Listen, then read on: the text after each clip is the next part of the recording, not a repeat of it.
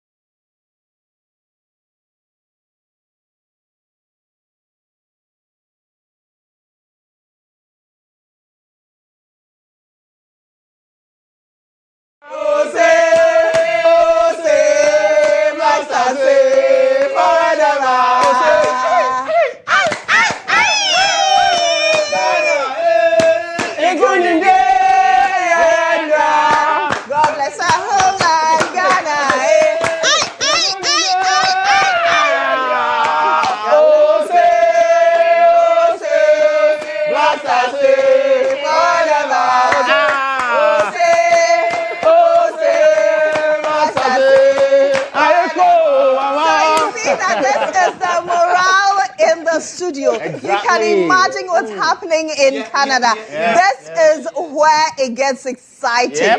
Tonight, the Black Stars of Ghana, the men are gallant men who take on their counterparts of Panama in Canada. They're not even counterparts, so. Oh, that's they can't be counterparts.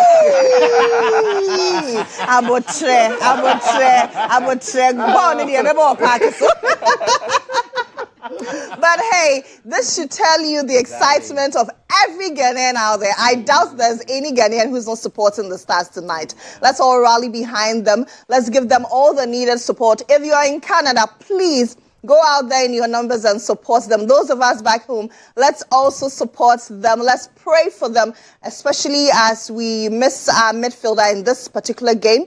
But the Stars will always shine, and so we're going to shine tonight. So, for me, it's a 2-0 against Panama. Joshua? Well, I know they're not our counterparts. They are really, really below us. But, you know, sometimes they also have people who are watching in Panama, so give them something to shout about. And so 2-1 for me is going to be a 2-1 victory for the Black Stars of Ghana. And like Lily said, yes, we are missing Thomas Partey, but we'll definitely have a party in Canada today. And it's going to be an exciting one. Tonight, we are not sleeping. We will not sleep for anyone to sleep. How can you sleep? Are you sleeping? Are you sleeping? No, we are not sleeping. If they like, the match should be 1 a.m. We'll watch. When we finish, we come and do the show. So tonight is going to be really exciting, and the action is right here on GH1 television. This is where you get to watch it in proper, you know, unless your TV is bad. But if you have a good television, it's going to be super clear. You get the goals here first before the rest will start shouting goal. That's what we're bringing to you tonight. So please, welcome to our show. This is Jay today here on GH1 television. I am Joshua Kodjo Mensah, and I'm here with Lily Mohammed. All right, so now let's take our video of the day. We'll return with more. Stay with us. From Accra to Toronto, USA, are you ready for us? Boston, Philly, Philadelphia, are you ready for Ghana?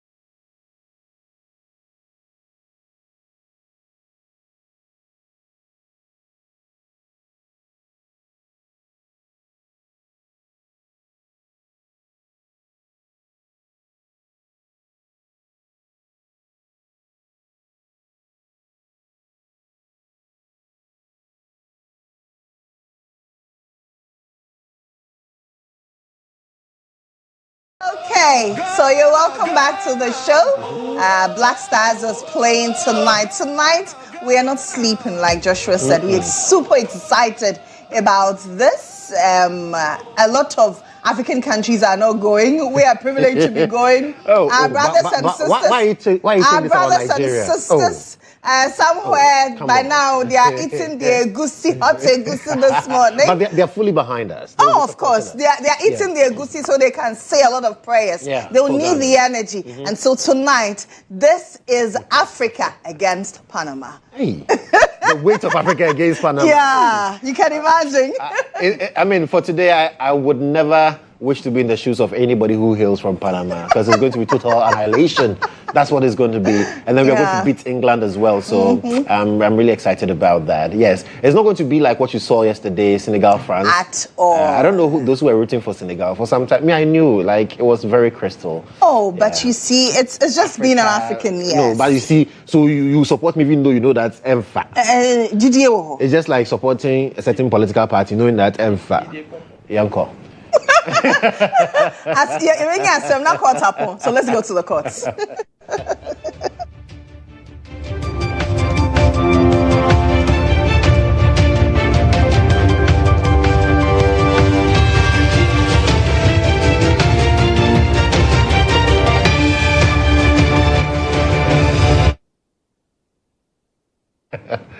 Yeah. All right. So Captain has joined us.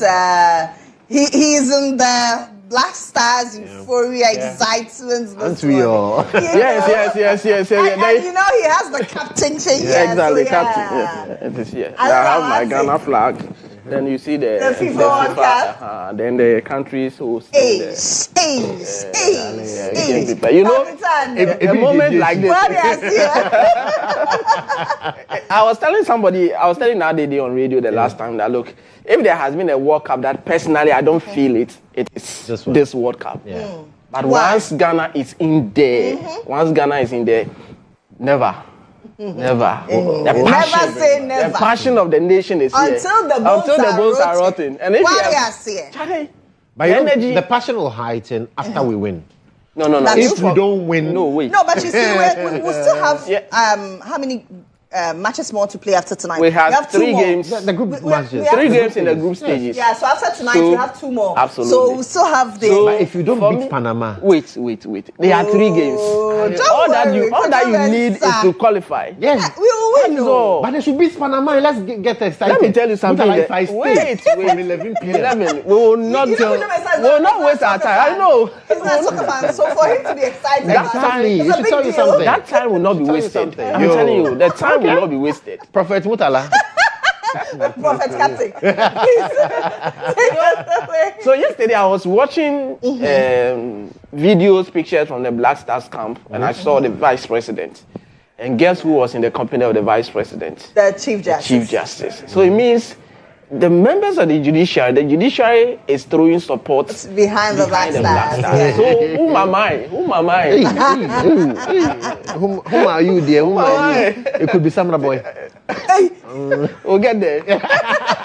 But the sad news for Ghana is that our dependable midfielder, once upon a time, Arsenal General, Thomas Partey, has been, the courts denied the appeal that the Ghana Football Association initiated against the Canadian government, denying him entry into the country. So what it effectively means is that today Ghana is going to meet Panama without the services of our experienced midfielder, Thomas Partey. And we know what Thomas Partey can do when he's in the center of the pitch. But could we say that the absence of Thomas Partey would mean that we are not going to win the game? No way.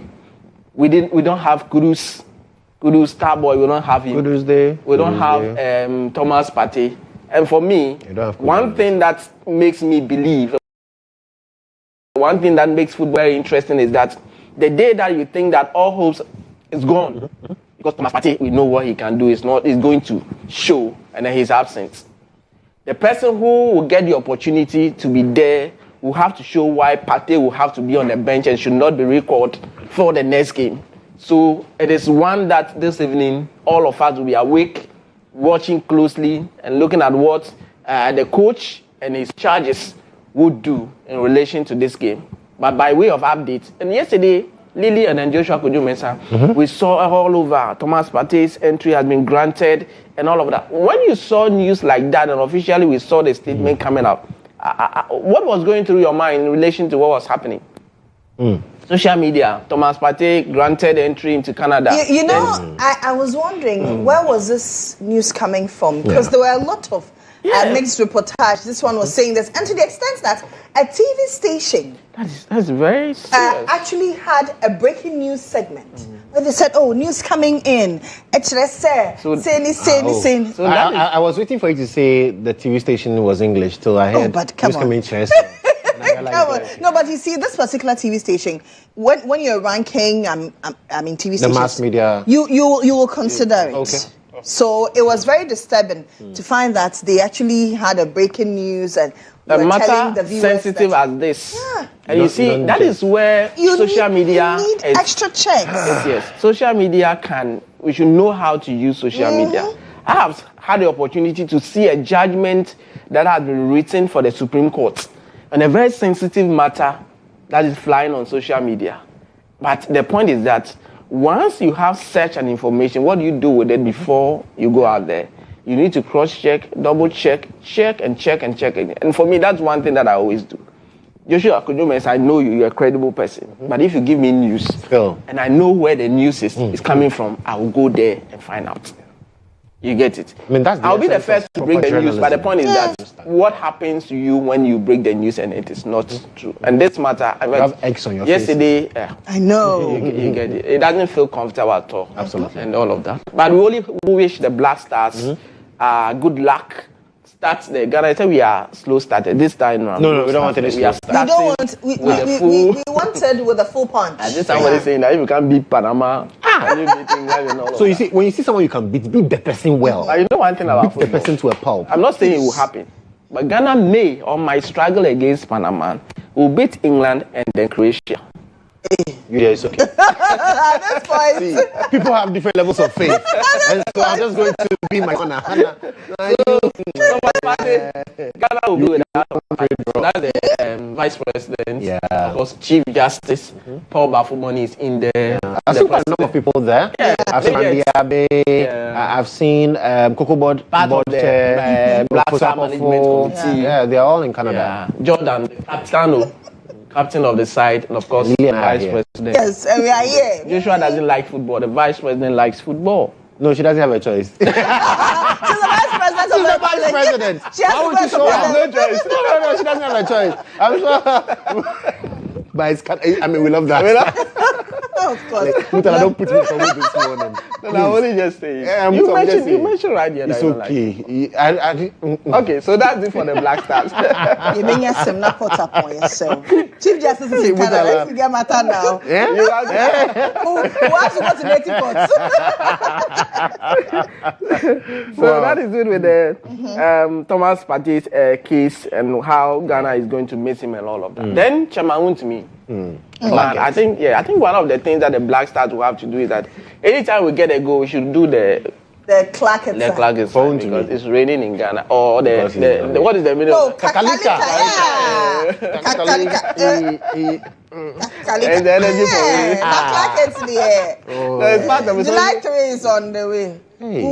We'll find a determination of the matter, whether Yes. or not. But yesterday I mentioned something here that, well, the court is sometimes allowed to sit on holidays and weekends. Because July 3 is likely to be a holiday. It's likely to be a 1st holiday. July is a Republic Wednesday. Day. But there's also a caveat that the court can sit on a holiday.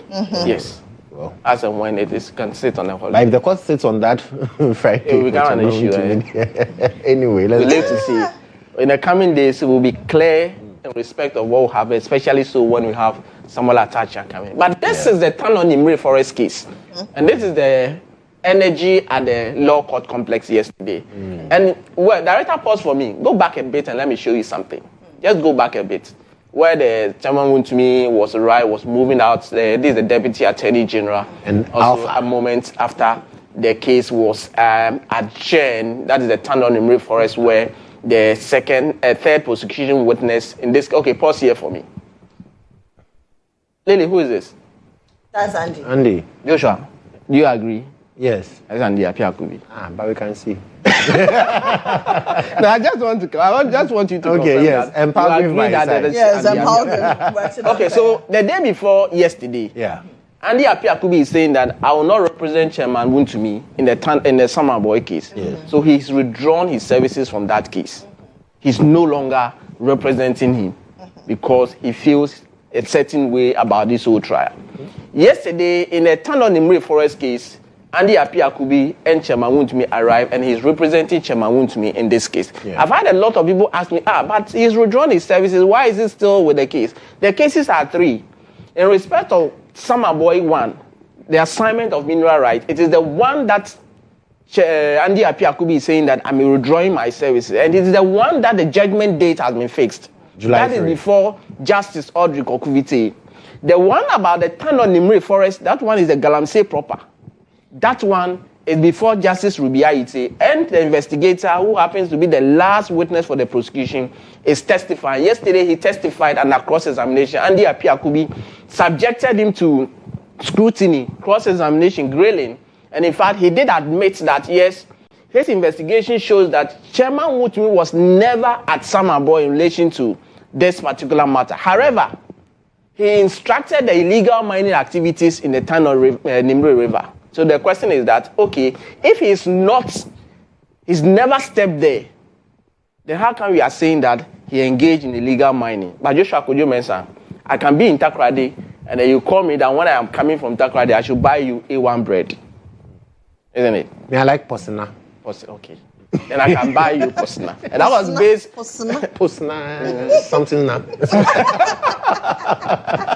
So based on your instruction, I'll buy you the Posina or the Yeah. Posina that you're asking me to buy for you. Yeah. So he's saying that, yes, investigation shows that Chairman Wuntumi was not physically present there, but his investigation also revealed that he instructed the mining activities in the Tandon Nimri Forest. On the 29th of June, the case will continue before Justice Ruby Aite. Andy Apiakubi spoke to us a moment after the adjournment. We try to establish the evidence to the fact that Chairman Wuntumi has never stepped on the said Nimri Forest, never. And evidence on record suggests same. The witness has admitted that, and again, even in his investigations, none of the people that he talked to ever mentioned that Chairman Wuntumi has ever come to the site. He has never taken any of the equipment there to operate. He has never also felled any trees, and therefore, according to the witness, Chairman Wuntumi is unknown on the Nimri Forest Reserve.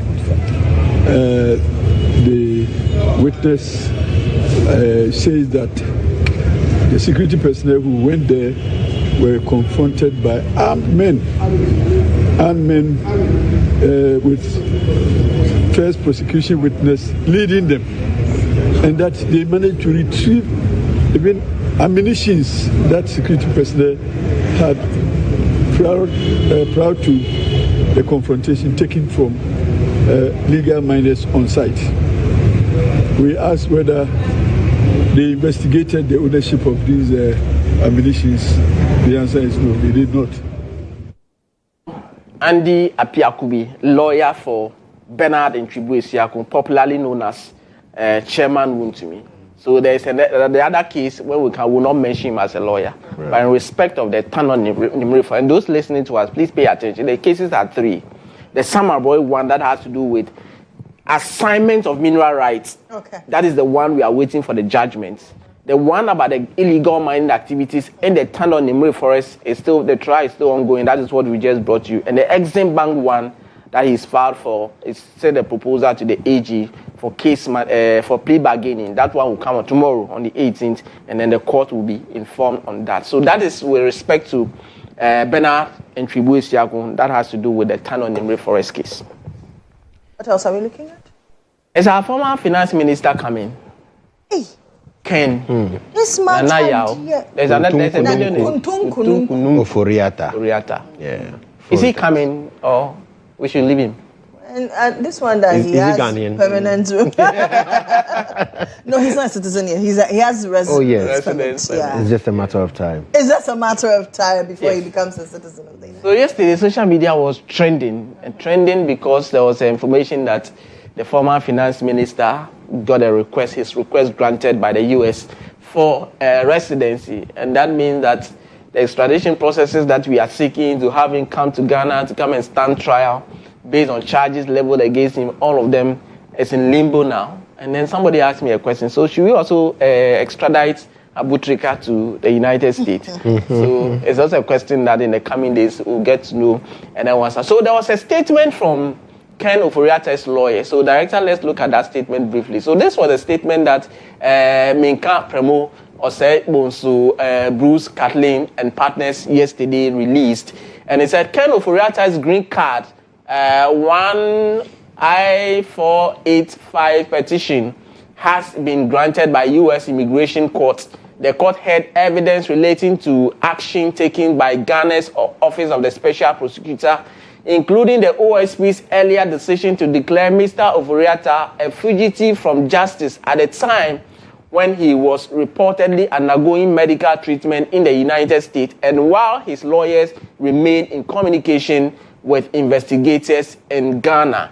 The court finds the criminal charges in Ghana not credible. How the court in USA is able to find the criminal charges in Ghana incredible is another issue. However, the court's ruling was made within the context of a United States immigration proceedings. The court's decision was focused on whether Mr. Oforiata met the legal requirement for adjustment of status. And this is signed by Justice Kusi Minka Premo Esquire. And he acting as lawyers for Ken Oforiata. So that is the update. And guess what? Moment when this came out, the Office of the Special Prosecutor also released a statement. Let's look at the OSP's statement that it released on its social media page. Director, let's move and see the OSP's document that it released on Ken Oforiata in relation to that. So there you go. So this one, the Office of the Special Prosecutor social media handle said the Office of the Special Prosecutor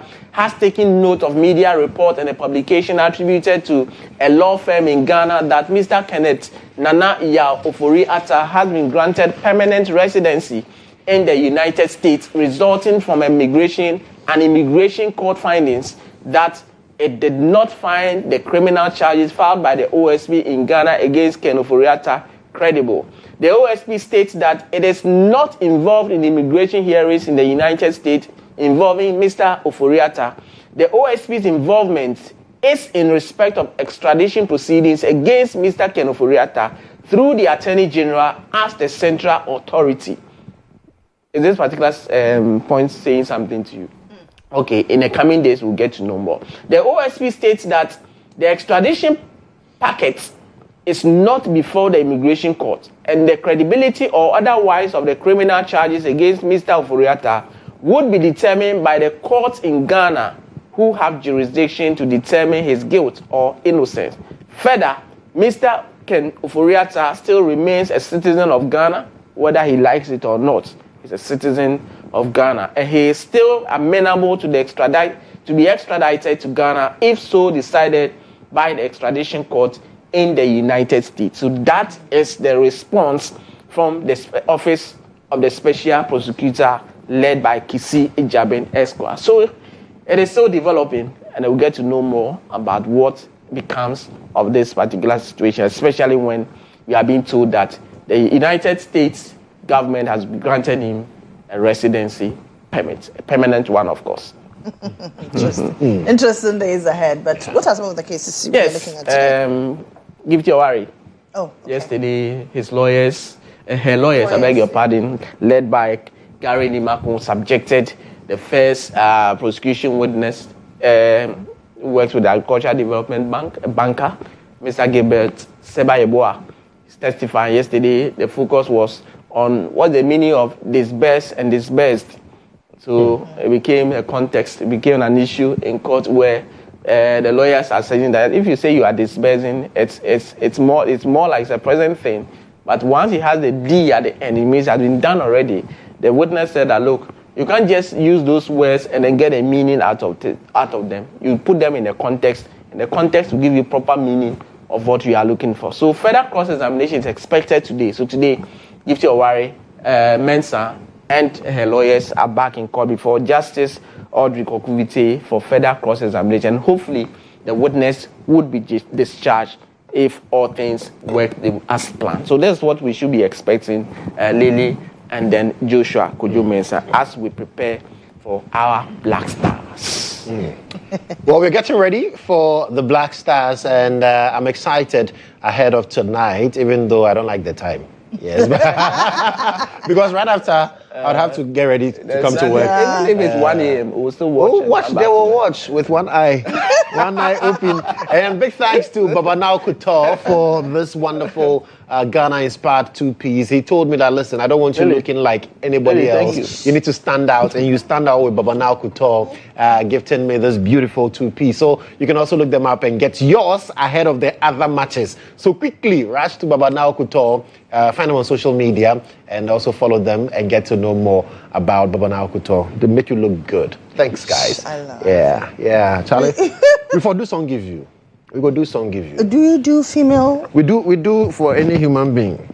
Hey. Yeah. No, I'm not seeing. yeah, but this is to support the Black Stars. And so Okay, yes, so we'll get it done. Okay, Yes, sure. Yes. Anyway, so let's take a But break. Abi is nice. Oh, it's lovely. I want you to stand up.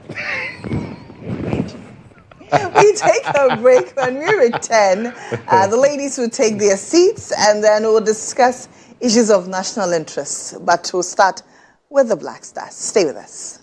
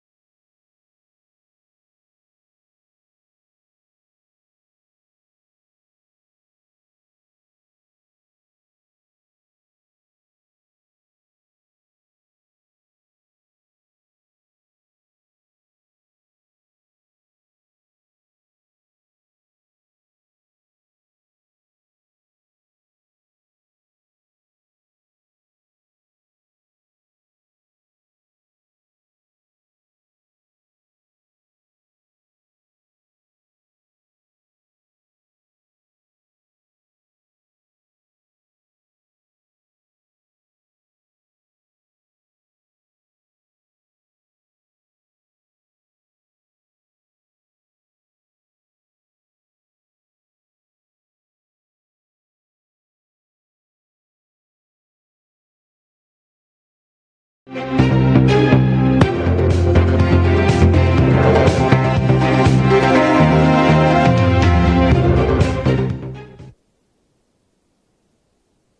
back to the show. This is still GH Today here on GH1 TV.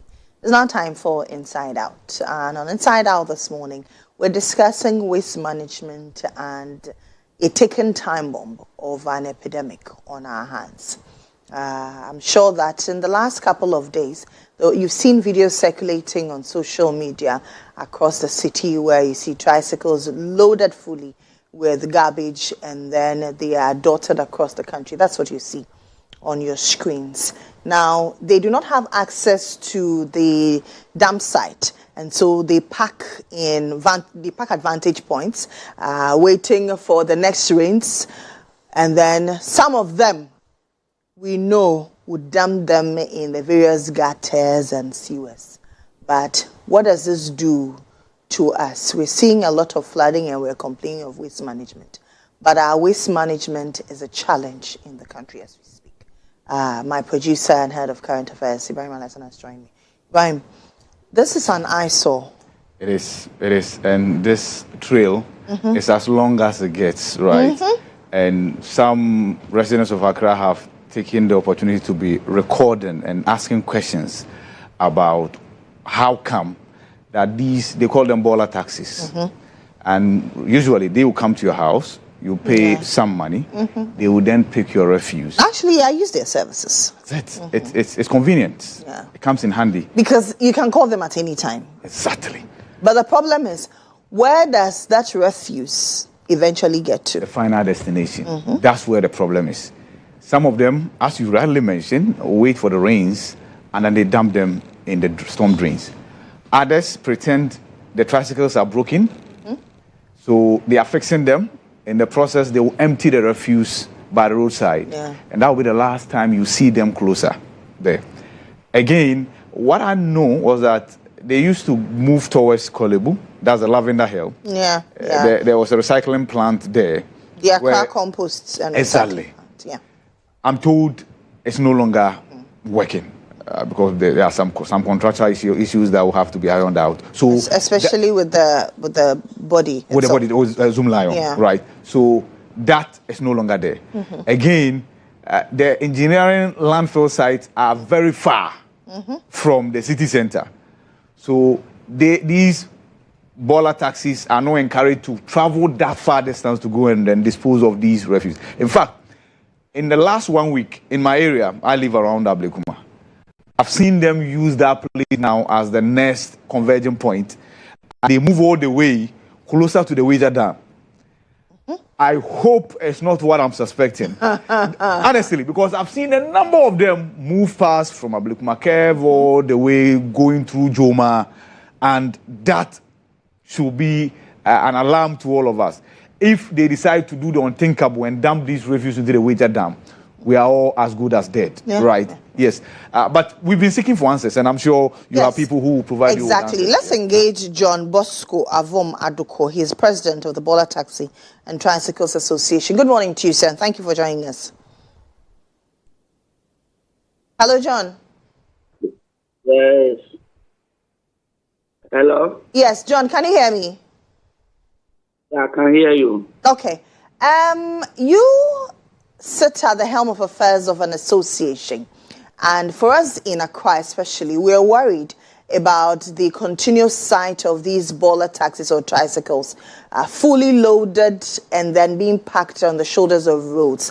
Are we in the capital city sitting on a sanitation time bomb?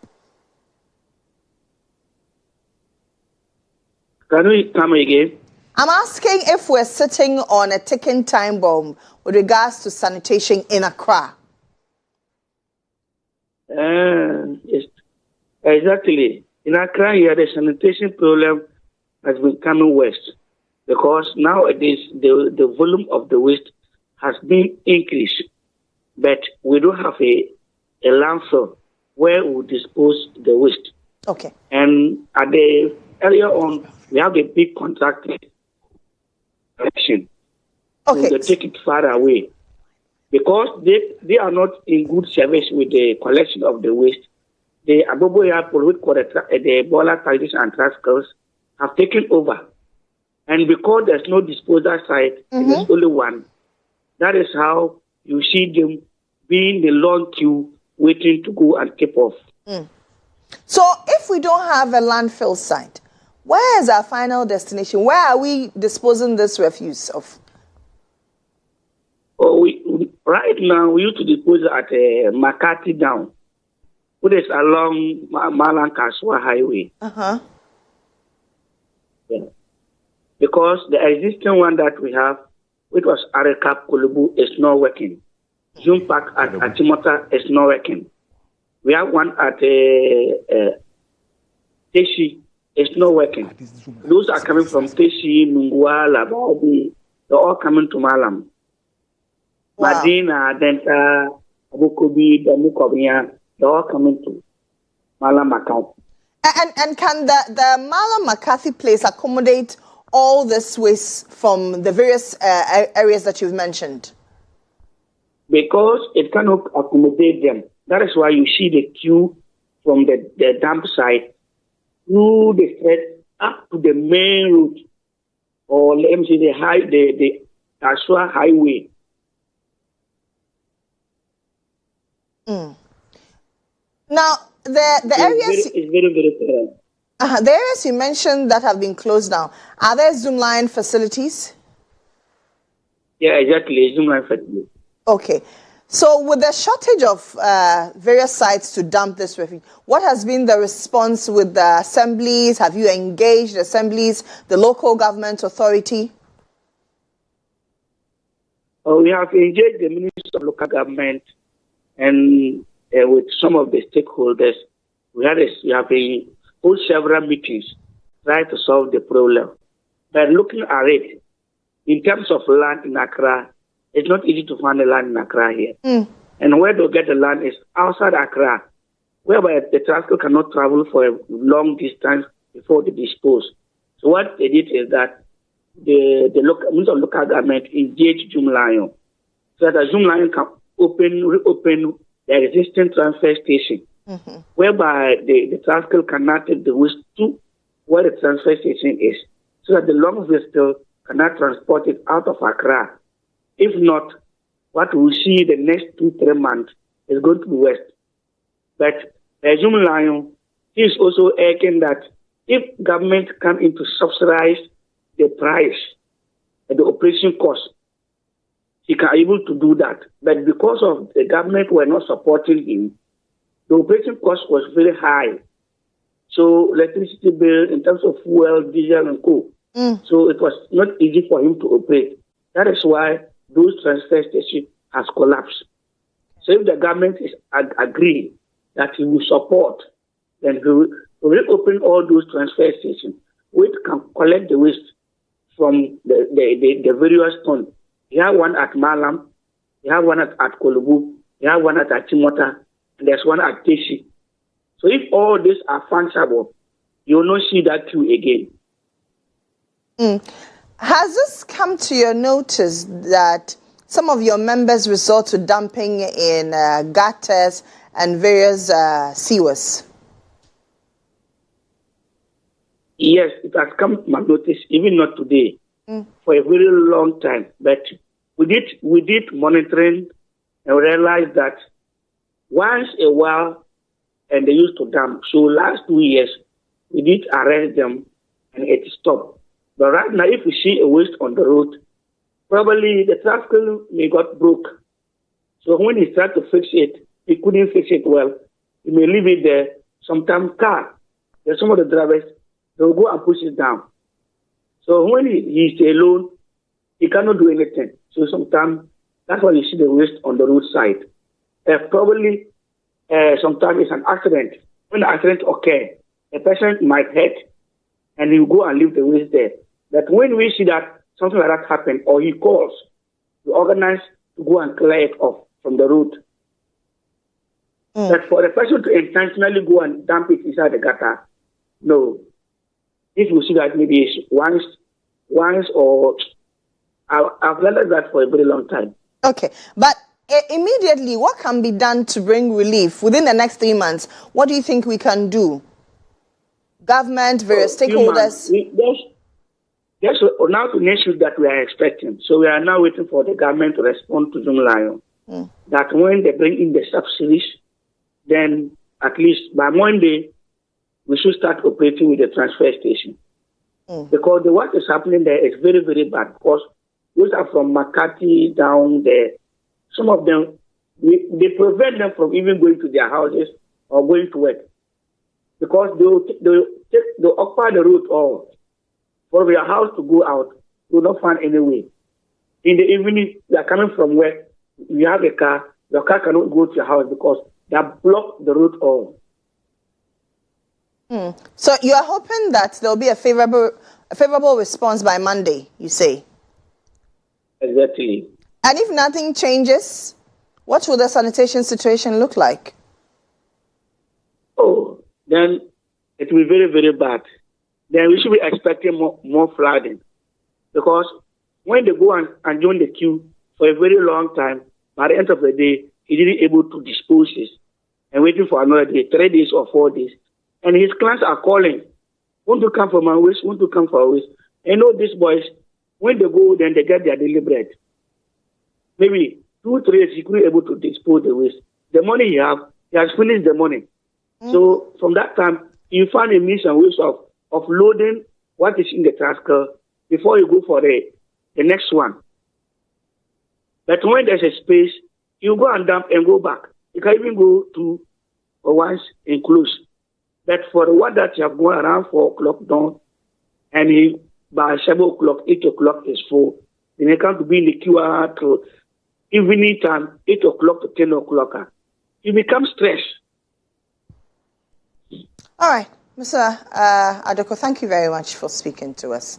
That's John Bosco Avumadoko. He is the president of the Bola Taxi and Tricycle Association. He says if this situation is not remedied immediately, we should expect more floods. Already, we are inundated by floods on a daily. We're still not out of the woods. We're still in the rainy season. As we speak, it started raining already, and I shudder to think what the situation out there is like. Really, the health implications will be dire. See, these tricycles are parked. It's raining, right? Only God knows what the content of these tricycles are. And once it's raining, the rainwater runs through the refuse. Sure. And where they are parked is exactly where the dirty water will seep away. I also cringe for the residents around those areas. These areas, right? Yeah. And like he mentioned, some residents are unable to even access their own houses because the entrance has been taken away and taken over by these tricycles.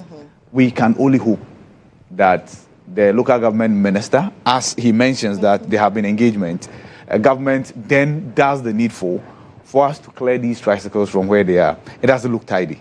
And this is a very main trunk route, the Accra Cape Coast route. Yeah. That's Kanesi, Kaswa. So it's a major corridor. It's a major corridor. Imagine the traffic that this will equally occasion. So let's have it. Otherwise, cholera, we pride ourselves that we've been able to eliminate cholera. We've been battling cholera since last year. It might come back again. And this time around, the politicians will start blaming themselves. Okay, under my term, I recorded this number of cases. You have recorded that. We don't want that. So let's have this address. Let's have this address. I hope that the local government minister will address this as soon as possible. I just hope that he's not in Canada while we are inundated by filth. That should do for Inside Out. We are back shortly.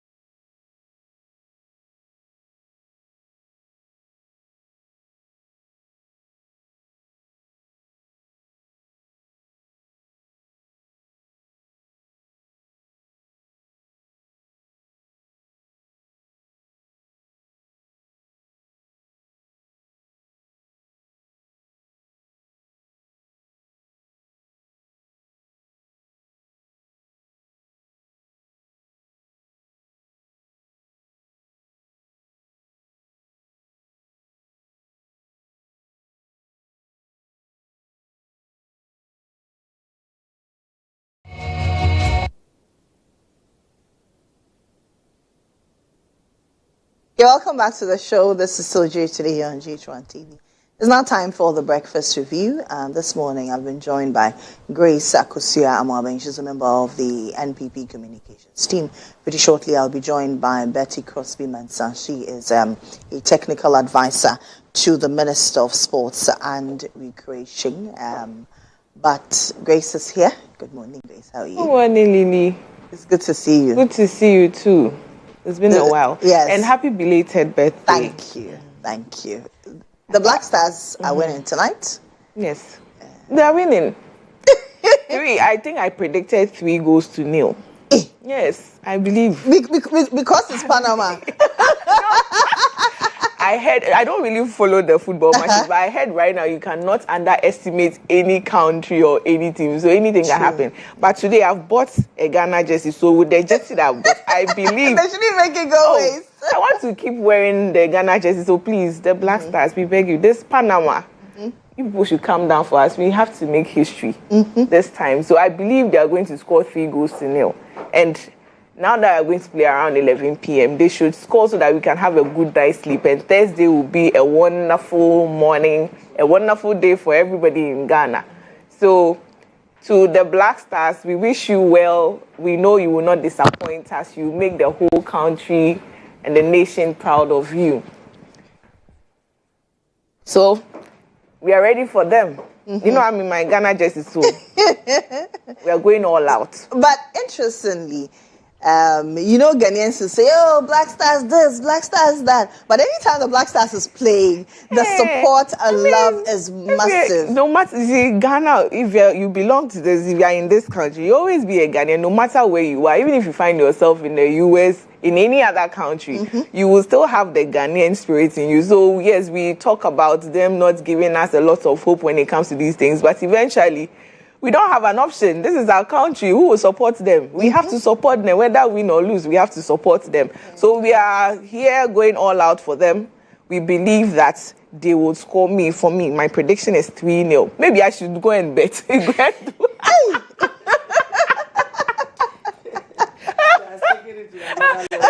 to another level. You want to go and take a bet? Yes. No, but I believe they are going to. That's on the... what do you call it? The lighter note. But I believe they are going to score 3 goals to 0. That's my prediction for today. For the England, I'll wait till it gets there, and then I'll predict for England, Ghana and England, the England match. But for now, I believe we're going to score 3 goals to 0. Are you hopeful that you will sail through the group stage? Oh yes, I'm hopeful. If I'm predicting 3 goals to 0, then I'm very hopeful that we will sail through, we'll beat England and then qualify. We have to beat England, right? Yes. Or if they beat us, we still qualify. Oh, I don't know it that. It depends. Somebody so was saying the person is here. Yeah, so she will give us all the masters. You know, yesterday was France and Senegal, and then France, they are the colonial masters. So and they show their pepe. They are masters. No, but right now we are better than them. We'll show them that we are on a different level. But I believe if we do this and we are able to score England, we'll qualify to the next round of the. Yeah, so we can. Sure. I believe we can do that. England, yes, we can beat them. I believe we can beat them. They are not strong. They are not too strong. We can beat them.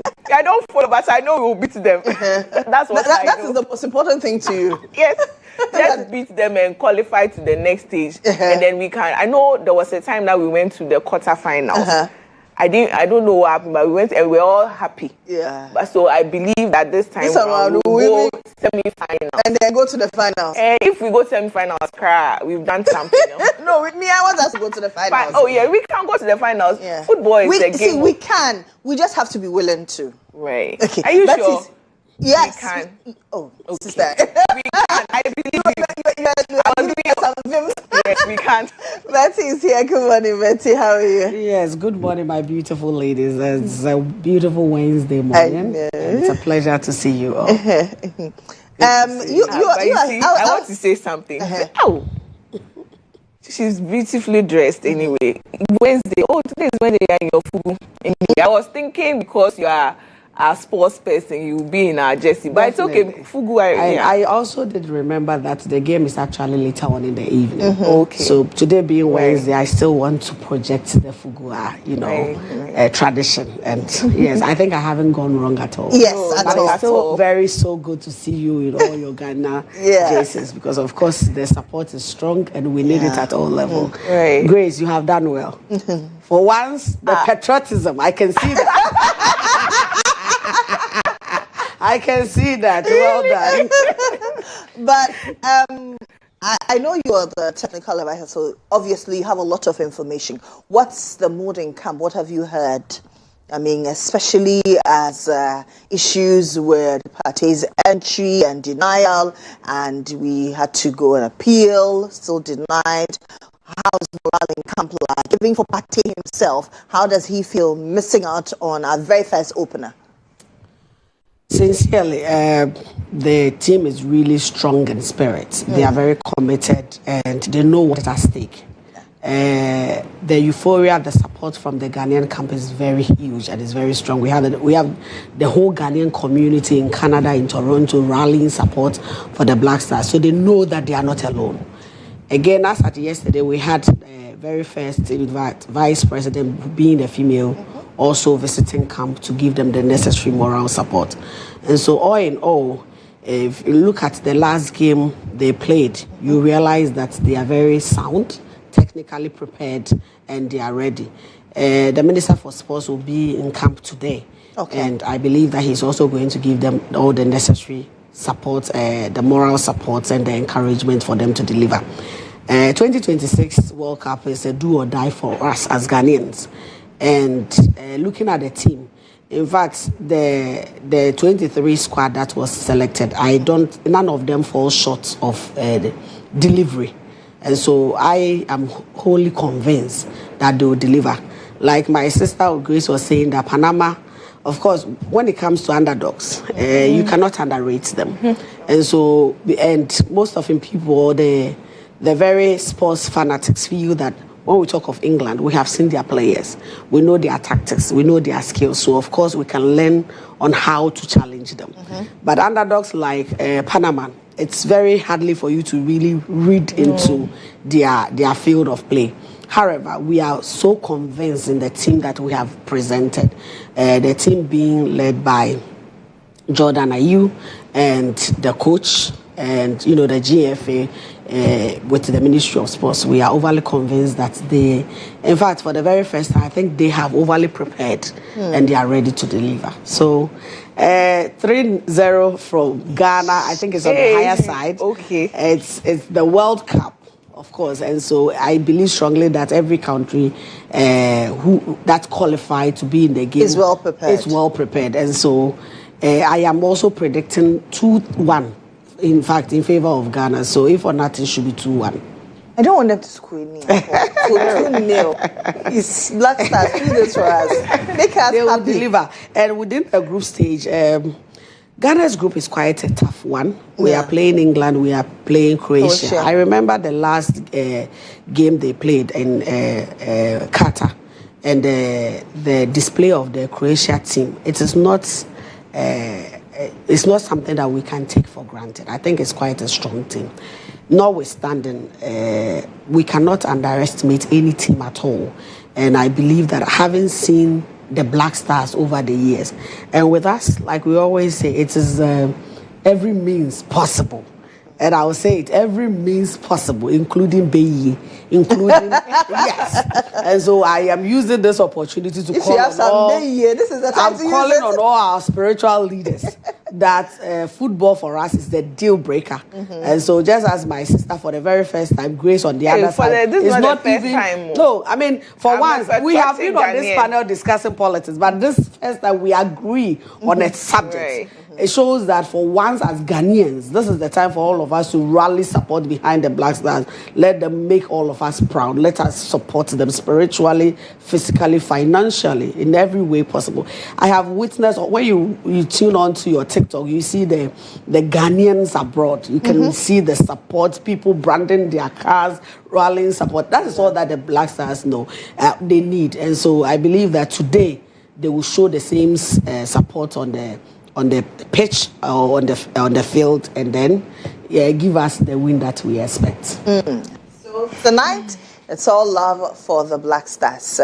Well, aside that, let's do issue of national interest. Let's talk about the Afari Hospital, which has come in the news, especially after some members of the minority caucus, especially took a visit to the area. There were issues of being stopped, and then later there were videos out there.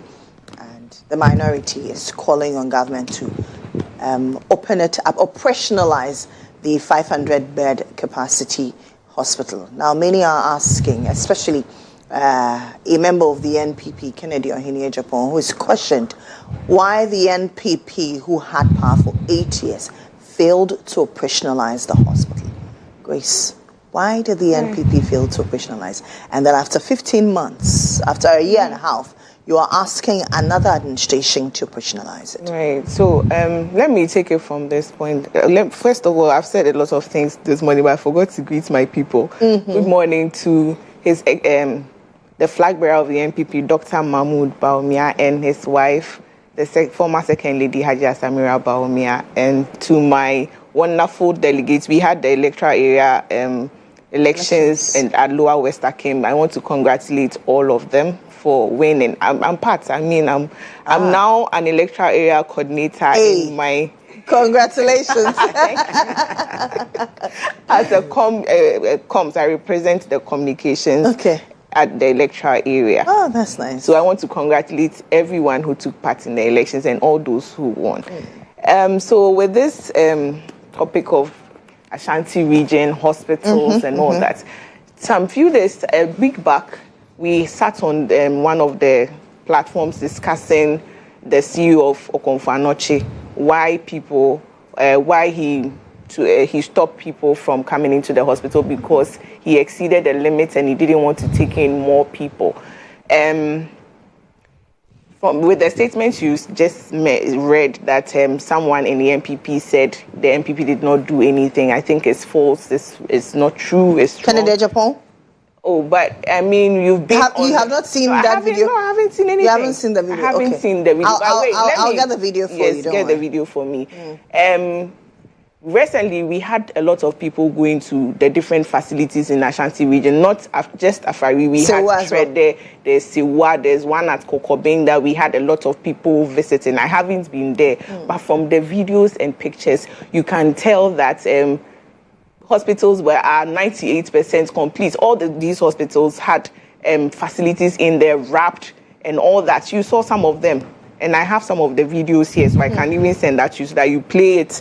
And then if you play Kennedy Japan's own, you play that one too, so that everybody will see what is going on. If nothing has been done, why are we here? Because I know that when we left in 2016 or 2012, when the NDC left power, 2016 when the NDC left power, the Afari Hospital was 40% complete.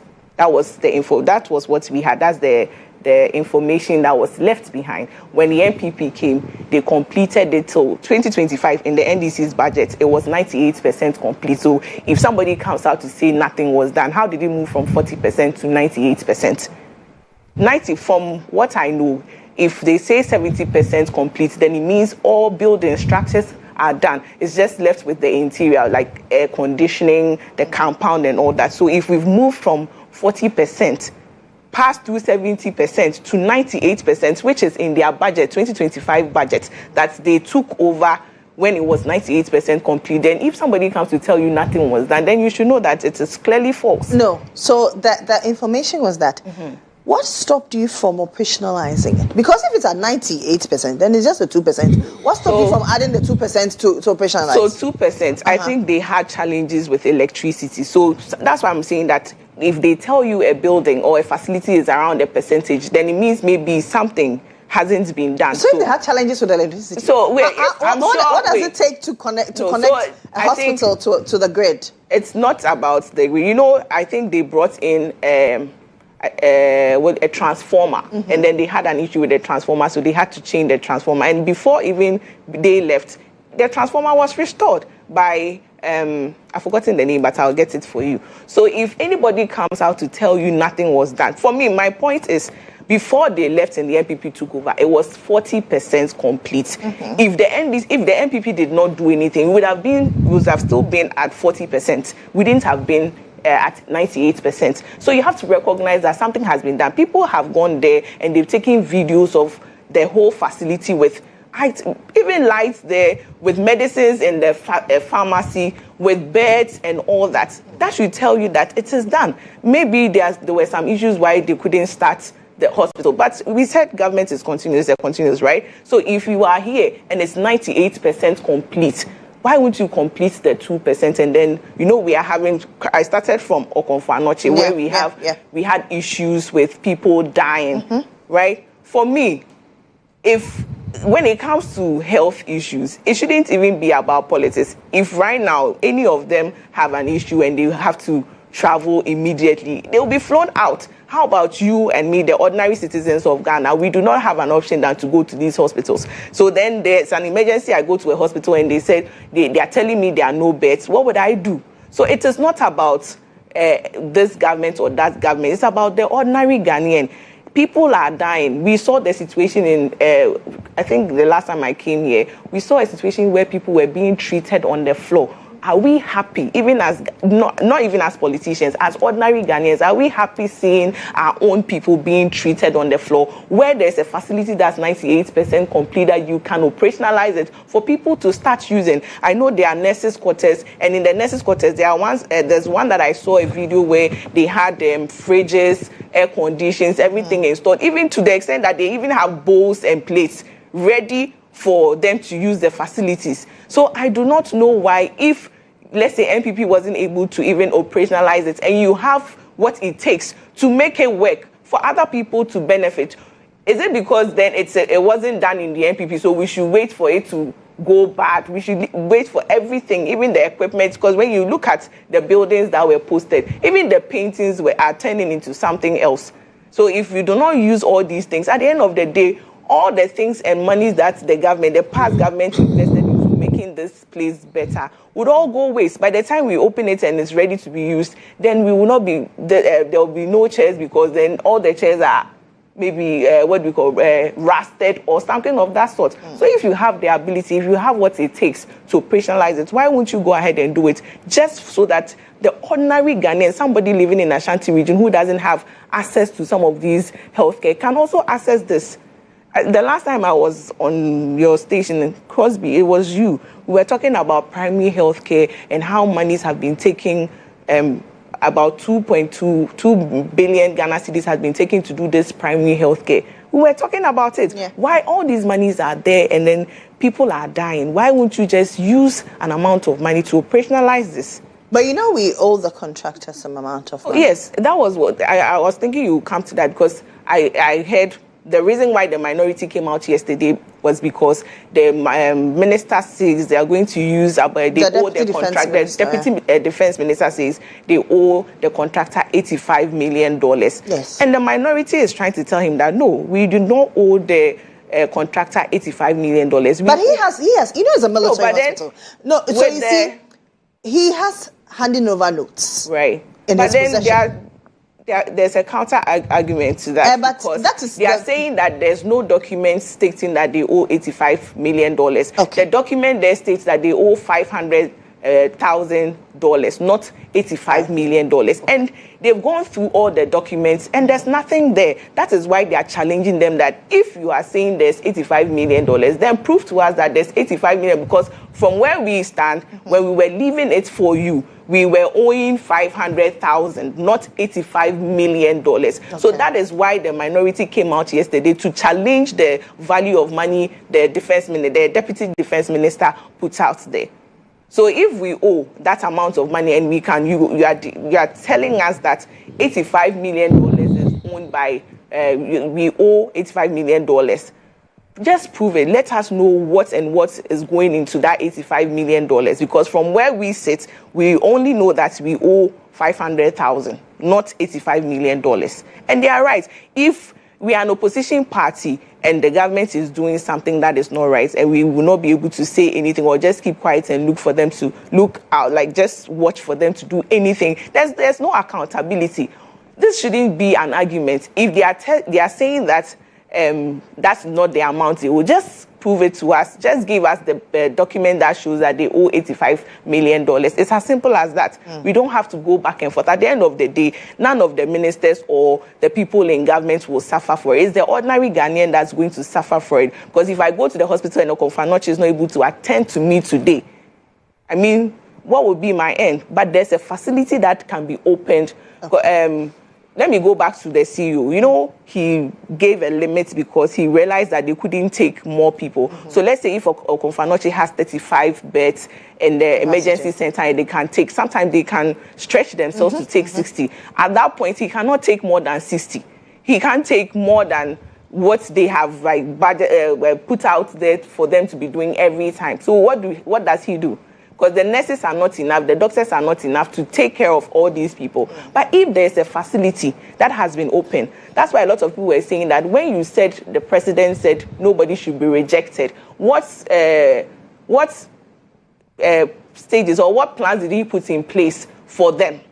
Because you said nobody should be rejected, but if there are more people and they cannot take care of them, what plans did you put in place? The hospital is there, they can operationalize it and people can be moved there instead of all of them coming to Okonfa-Notch and at the end of the day, they cannot take care of them. Let's say even if the CEO decides to take everybody in and about 100 people at the emergency center at that time and they have fewer nurses and doctors, at the end of the day, they will eventually die or someone might go home with infections. What about that? So we should look at how we are going to work to benefit the ordinary citizen, not politicize everything. When it comes to healthcare, when something is wrong with your health, it doesn't have anything to do with politics. You just want to have access to free, medical healthcare. That's all you need. And that is what we should be thinking about. So for me, I will throw it to the government that if they have, it's just left with 2% of this. Yes, the NPP took it from 40% and brought it to 98%. Now we are looking at the ordinary Ghanaian, not for the politician. How are we going to help our people get better health care? So if I was the health minister, I would even take this as an opportunity to open it, operationalize it, so that people can benefit. When you do that, the credit will come to you as a minister. Am I wrong? Well, Betty. Lily, thank you very much. And it's an honor to be here this morning. Let me say a big thank you to the women's wing of the NDC. Good morning to you all, my beautiful and hardworking women, especially the National Women Organizer of the NDC, Honorable Dr. Hannah Bisiu. We appreciate you and we love you. And also a big thank you to our very president, His Excellency John Dramani Mahama, for the good work done. Papa, we are most grateful. As a country, as a people, we have seen the impact. We have seen the progress, and we appreciate. Lily, this morning, I am happy to be here to contribute to the subject of discussion, because this is a subject that I have fair knowledge about. When my sister Grace started, I was just looking at her, and I want to plead with yourself as the host to try as much as possible to intercept and get some information for this platform. Regarding? The Afari Military Hospital. I have information here. Indeed. I happen to be part of the Health Committee in the 8th Parliament. And what just transpired is something that we had already been through. And I'm not surprised that our brother, Honorable Kennedy Japan, has come out and talked about it. I am surprised that she said the NDC left it at 40%. It is absolutely untrue. And I want you to go into the system and check. Grace, the 92% you are talking about, that 98. Is where the 98% you are talking about. Even Dr. Nsiasa says it's 97, not 98. That is where what I have. You know, 98. Let me finish. But he's a health advisor, Dr. Nsiasa. He was the health advisor to the president. And that is where, no, Lily, and that is where the NDC left it. They left it at 90. Yes. Please check the record. Grace, relax. Oh, no way. I'm giving you have my information. records You know, anyway. at a point when we visited Afari Military Hospital, do you know what happened? We had all the facilities, all the logistics, everything was intact. The beds were there. To the extent that oxygen tanks were on, everything. The infrastructure was absolutely completed. Like you rightly said, the only thing that was left was the electrification. We got there, we got challenged by the military, just as the current minority were challenged. And if you see, and even Kennedy alluded if to you that. take a careful look of the previous video of which the current government is showing, you will see that was in that video. You will see. So the bit that she's giving that it was at 40% completed in 2016 is absolutely untrue. That is the information I have. Please, but that's why I said she should confirm. Please confirm. I was so hurt because at the time, I'll tell you something. She spoke as a Ghanaian, and I appreciate her submission. Because at the time, the NDC saw the health gap, the difficulties that the Konfanochi military, the Konfanochi teaching hospital and other health facilities, the pressures that were on them. And that is why, in the wisdom of the government, decided to build that. Okay, so I have information here. I have two, actually. One from the Ministry of Health, one from the Eurojet, the contractors. According to the Ministry of Health, in 2016, it was at 75% complete. According to Eurojet, the Invest, it was 90% of the structural works had been completed. Structural works. Yeah, but for everything encompassing, it was 75%, according to the Ministry of Health. So you see, at the time when we went there, in terms of the infrastructure, you could see that everything was almost done. And in terms of logistics and materials, like I said, there were beds in there. There were oxygen tanks that had been left to the condition of the weather. And some of us were very angry, were so discouraged and disappointed that a government in power could just sit and watch some of these investments go down the drain. And so today, after 8 years of being in power, instead of investing and making sure that these projects were completed and operationalized, we left them to the condition of the weather. And today, the same group of people, after just leaving office within a period of 1.5 years, they are now calling the current government that they should immediately operationalize it. Which kind of hypocrisy is this? What kind of hypocrisy is this? I am highly so disappointed. Of course, look, governance is about continuation. There are so many. It wasn't just the Afari Military Hospital. The Fomena Hospital, I visited it. Where, in fact, they had completely abandoned it. It was also, in terms of infrastructure, it was almost completed at 80-something%. You can check it. And all these projects were within the Ashanti region. And it's all because, as government, they saw the health gap. And they felt that there was a need for us to be able to support these communities by providing these essentials. We abandoned them. We abandoned the people to their fates. And today, these same people come back and connive and they pretend that they love Ghanaians better than the government in place. Better than the government that even initiated the project. I think that we are not being fair to Ghanaians. Sometimes, look, my sister, when we sit down to have a conversation, I am happy she's drawing attention to the fact that Ghanaians, our health, need to be taken care of. When people are dying as a result of lack of a health infrastructure and health facility, it should be taken care of. But when we pretend that we don't know what is going on in the country, we pretend that our government did something when, in effect, the government did absolutely nothing, then we are not helping anybody. These facilities and these infrastructures were there when the government decided to implement the Agenda 911. When some of these monies could have easily been invested into completion and into operationalization of this project.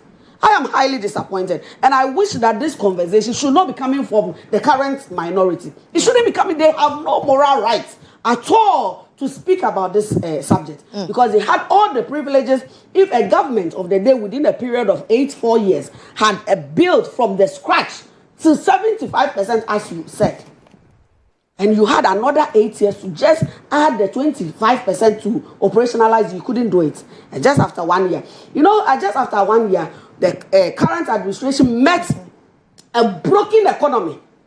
So broken in terms of our health sector, in terms of our cocoa system sector, in terms of education, everything was so broken. And today, look at what the government is doing. Within a period of 1.5 years, they are making sure that there's some level of stability. Energy prices are coming down. Fuel prices are coming down. There is economic stability. No, today, for instance, fuel price will go down today. You understand? With all this, and then you are saying that, look, they have to start from somewhere. And like I said, I appreciate the leadership of His Excellency John Dramani Mahama and his appointees for how far they have come. But of course, we know that this cannot be, the harm or the wrong that have been committed cannot be resurrected within a period of 2 years. We need time, and strategically so, they are doing it. Ghanaians are seeing through. All that the government is saying is that in times of emergency, any Ghanaian with an emergency situation should not be turned away from any medical facility. Even if we need to put the person in a chair to make sure that we move the situation. That is how come we have the ambulance services. You understand? So that at least the ambulance service should be able to assess your situation and move you from emergency to a sustained kind of situation. And so if the policy of the government of the day has given caution to leadership, and an emergency situation, I am sure that in the wisdom of the Minister for Health, he had analyzed and assessed the situation and felt that something could have been done. My dear Lily, we sat on this platform once upon a time when our electricity generation were having problems. And the Minister for Energy quickly decided that the director of ECG in the Ashanti region should put his tools down. Every Ghanaian applauded the Minister for Energy. At the time, because we were all experiencing the power fluctuation, we thought that the minister had done something. Today, in the same wisdom, the Minister for Health, who is the administrative and political head of our health services, goes into a situation and thinks that, look, the health of ordinary Ghanaian, it's a priority. And so if any emergency situation, we are not just saying that any regular illness, but emergency situation that comes to your health center, at least make sure that you are able to sustain the situation before, if necessary, we move the person to a nearby hospital. You are saying that what? You can't, because the system is over what? It's choked or is overloaded. And then you are not ready to serve. Then you are not ready to serve. And so as Ghanaians, look, and I have experienced it. My uncle was driven around across the country in the year 2000 and I want to get it right. Is it 2015? Okay. He was driven from 37. They said no bed. Kolebu, no bed. They took him round on his way to Tema General Hospital. That is when he passed on. I believe strongly, probably if it is just a high blood pressure situation, the hospital could have been able to sustain the situation until further other checks are made. And so until your family member is put through some of this ordeal, you will not come and sit here and say that, oh, what the Minister for Health is doing is wrong. And that health professionals and health persons want to put their tools down because the Minister for Health took a decision. Then where lies the leadership?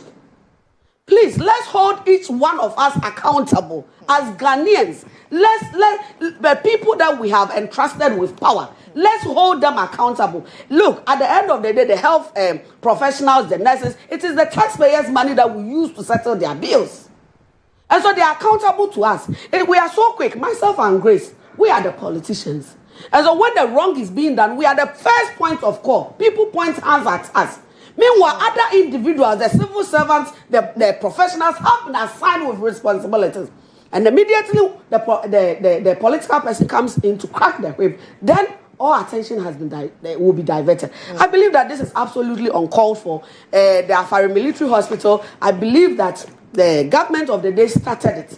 They started it not just in vain. They started it with a purpose. They knew the health gap within the Ashanti region. And that is why the initiative was taken in the first place. And so, plus or minus, I believe strongly that what the statement that the ministry or the Minister for Health had come up with, they are looking at some technical defects. Because, of course, where they left it in 2016, the situation is still not the same. As I stated, equipment and logistics were left to the benefit of the weather. And so a lot of things have deteriorated. They need to do a whole new assessment to make sure that the right thing is done so that it will be able to serve the need of the people. It will be able to serve so that it will not be a hazardous environment where people will go there for medical care and they will not receive it. So, my sister, sincerely, this issue of the abandoned health services and things like that is something that touches on my heart so deeply, and I believe that I am trusting that, look, if anything at all, the current minority should be begging. They should be begging Ghanaians and be ashamed of themselves for really avoiding or abandoning some of these projects to their fate. It's not only that. There were a lot of things. Today, if you look at, I think there were some ambulances that were ordered in the previous administration and that were left to their fate. There are buildings, Segleme. I happened to be in the 7th Parliament. I was on the Western Housing Committee. Segleme housing projects were abandoned. When today, we have people building in waterways, flood consuming and taking people's assets, properties, and what have you. And we still have a political party that has just left office coming out to challenge the government of the day. You want all the challenges of this country to be served under a period of 1 year. I think that we are not being fair to the government. We are applauding them. We are encouraging them. It is only when we encourage and applaud and let the government of the day recognize that we see their work, we see their commitment. Then the leadership will know that Ghanaians are appreciating what they are doing. We know where you left the country and we know where we are taking it to. Thank you. Really? Yes. I like the way she's talking and all. I like the vim that she's using. Yes, I was there. I like the way, the passion that she's talking with the Afari. Lily, this is very simple. You see the passion that she's using to talk about this Afari. She even mentioned that they started it with a purpose. Right. You started this project. It started from Kufuor's in 2008. And then we kept moving the locations from northern region. It came to Greater Accra. Then finally, they settled in Ashanti region. And even that, it wasn't free. The government had to pay for an amount of money. That was around, I think they started from $36 million and they settled on $19.3 million. It took the country a long time for them to start this project within 6 years. And that is a project that you started with purpose. Fair enough. For the information I have, we came to meet it at 40%. And then we left it in their own budgets. When I was saying 98%, you said it was 97%. I have a document from the Defense Health and that they published that they took over in 2025. It was 98% complete. That is what I have. Okay. And it's from the Defense Ministry. They published it. Okay. Share it with us. I will share it with you. That one is not a problem at all. I have it here. Okay. And Lily, you can have it too. I'll send it to you. It's right here. Okay. Yes. That's what I have. Okay. That's 98%. Okay. But you see, with the whole project, it started, she said they had a purpose for the project. And what was the purpose of the project? At the end of the day, when you build a hospital, what do you want the hospital to do for you? The hospital to sit there and just look at you. You want people to go in there and use the facilities. The reason why you built the hospital is not for you to put so much money in the hospital and then nobody ends up using it. So if you built the hospital with a passion and now Ghanaians have voted the NPP out of power, we are no longer in power and you are in power. You said you built it with a purpose. You can still operationalize it for it to serve the purpose. The reason why you started it for you to sit here to say you even left it at 70%. Now you have the mandate. Now you've been given the mandate. It is sad to see people posting these hospitals with all these equipment and beds and everything over there. And people are dying because they do not have beds. This is not the time to say the NPP were in power. The NPP was in power for 8 years. Now you are in power. You are in power, and now you are saying that you need 85. The whole point is the $85 million is in contention. People do not believe that you need $85 million to complete the 2%. Now you agree that you left it. You said you left it at 97%. Do you need $85 million to complete? They left. No, she said 97%. Okay. She sat here to say 97%. I challenged her to say we came to meet it at 40%, and then we brought it to 98%. That is why I think. But the figures are 75%. Which is true, because I have it here. That's why I said I'm going to send it to you. No, you didn't come. Okay, wait. Hold on. So you hold on. Do you understand? My whole point is we have the ordinary Ghanaian seeing all these things. I mean, the videos, you've seen some of them, where hospitals, apart from Afari, we have Kokobeng, we have one in Oforikrom, we have another one in Trede. All these hospitals are there. There's electricity, they have beds, they have pharmacies. There's a point where I saw one of the pharmacies, they had free medicines in their fridges. Who is going to use those medicines? We are paying, the country is paying electricity bills for these hospitals, and they are not being in use. So if you have a purpose, if you have a passion, whatever you want to say, if you have a purpose for putting this up, and now you are in power, you have the mandate to make this work for the ordinary Ghanaian to benefit. I know some of them, the minister, if he's in serious conditions right now, they can just fly him outside the country. How many Ghanaians would be able to get that? Nobody. The only option, I'm sure maybe the only option for this person is the Afari. The only option for this person is the Kokobeng Hospital. The only option for this person is maybe the Trede. If you had opened it, maybe you could have been able to save somebody's life. But if you are doing this out of politics, saying, oh, because this somebody didn't operationalize it, no, it is not about you.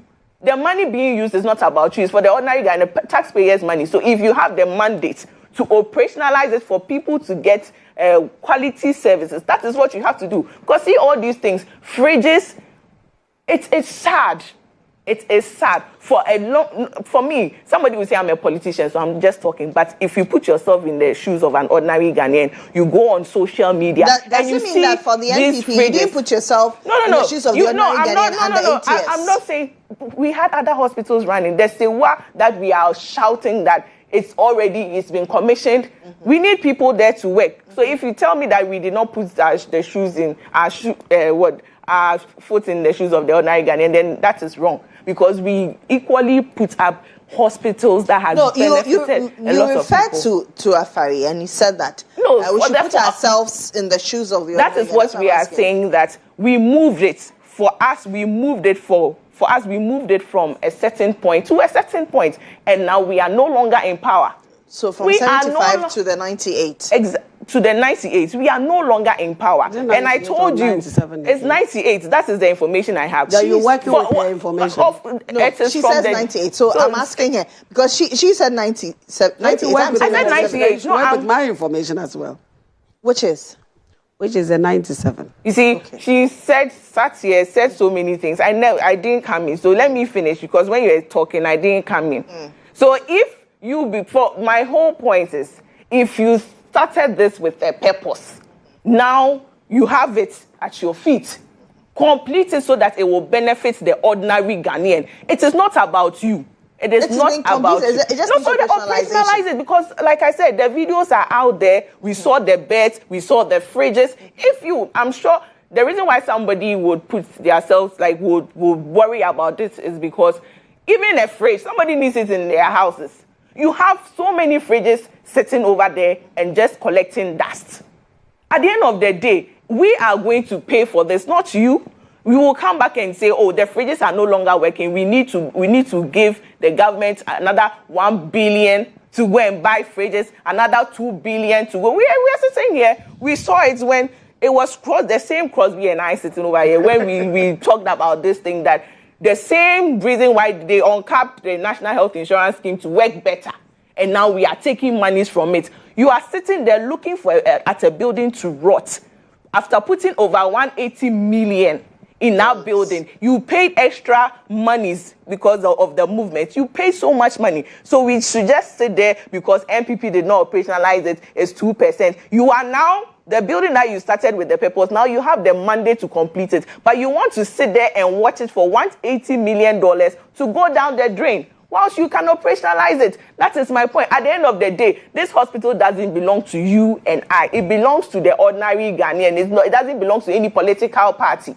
It belongs to the ordinary Ghanaian. The people of Ashanti region wants this hospital to be open so that they can get access to quality health care. That is what they are asking for. Some of the ordinary citizens are going to these hospitals, taking pictures of them, taking videos of them, and posting it online. It is not just us. Because you go there and your heart breaks. Anytime I see those videos, I go like, so why are we looking at all these things for them to go waste? Okay.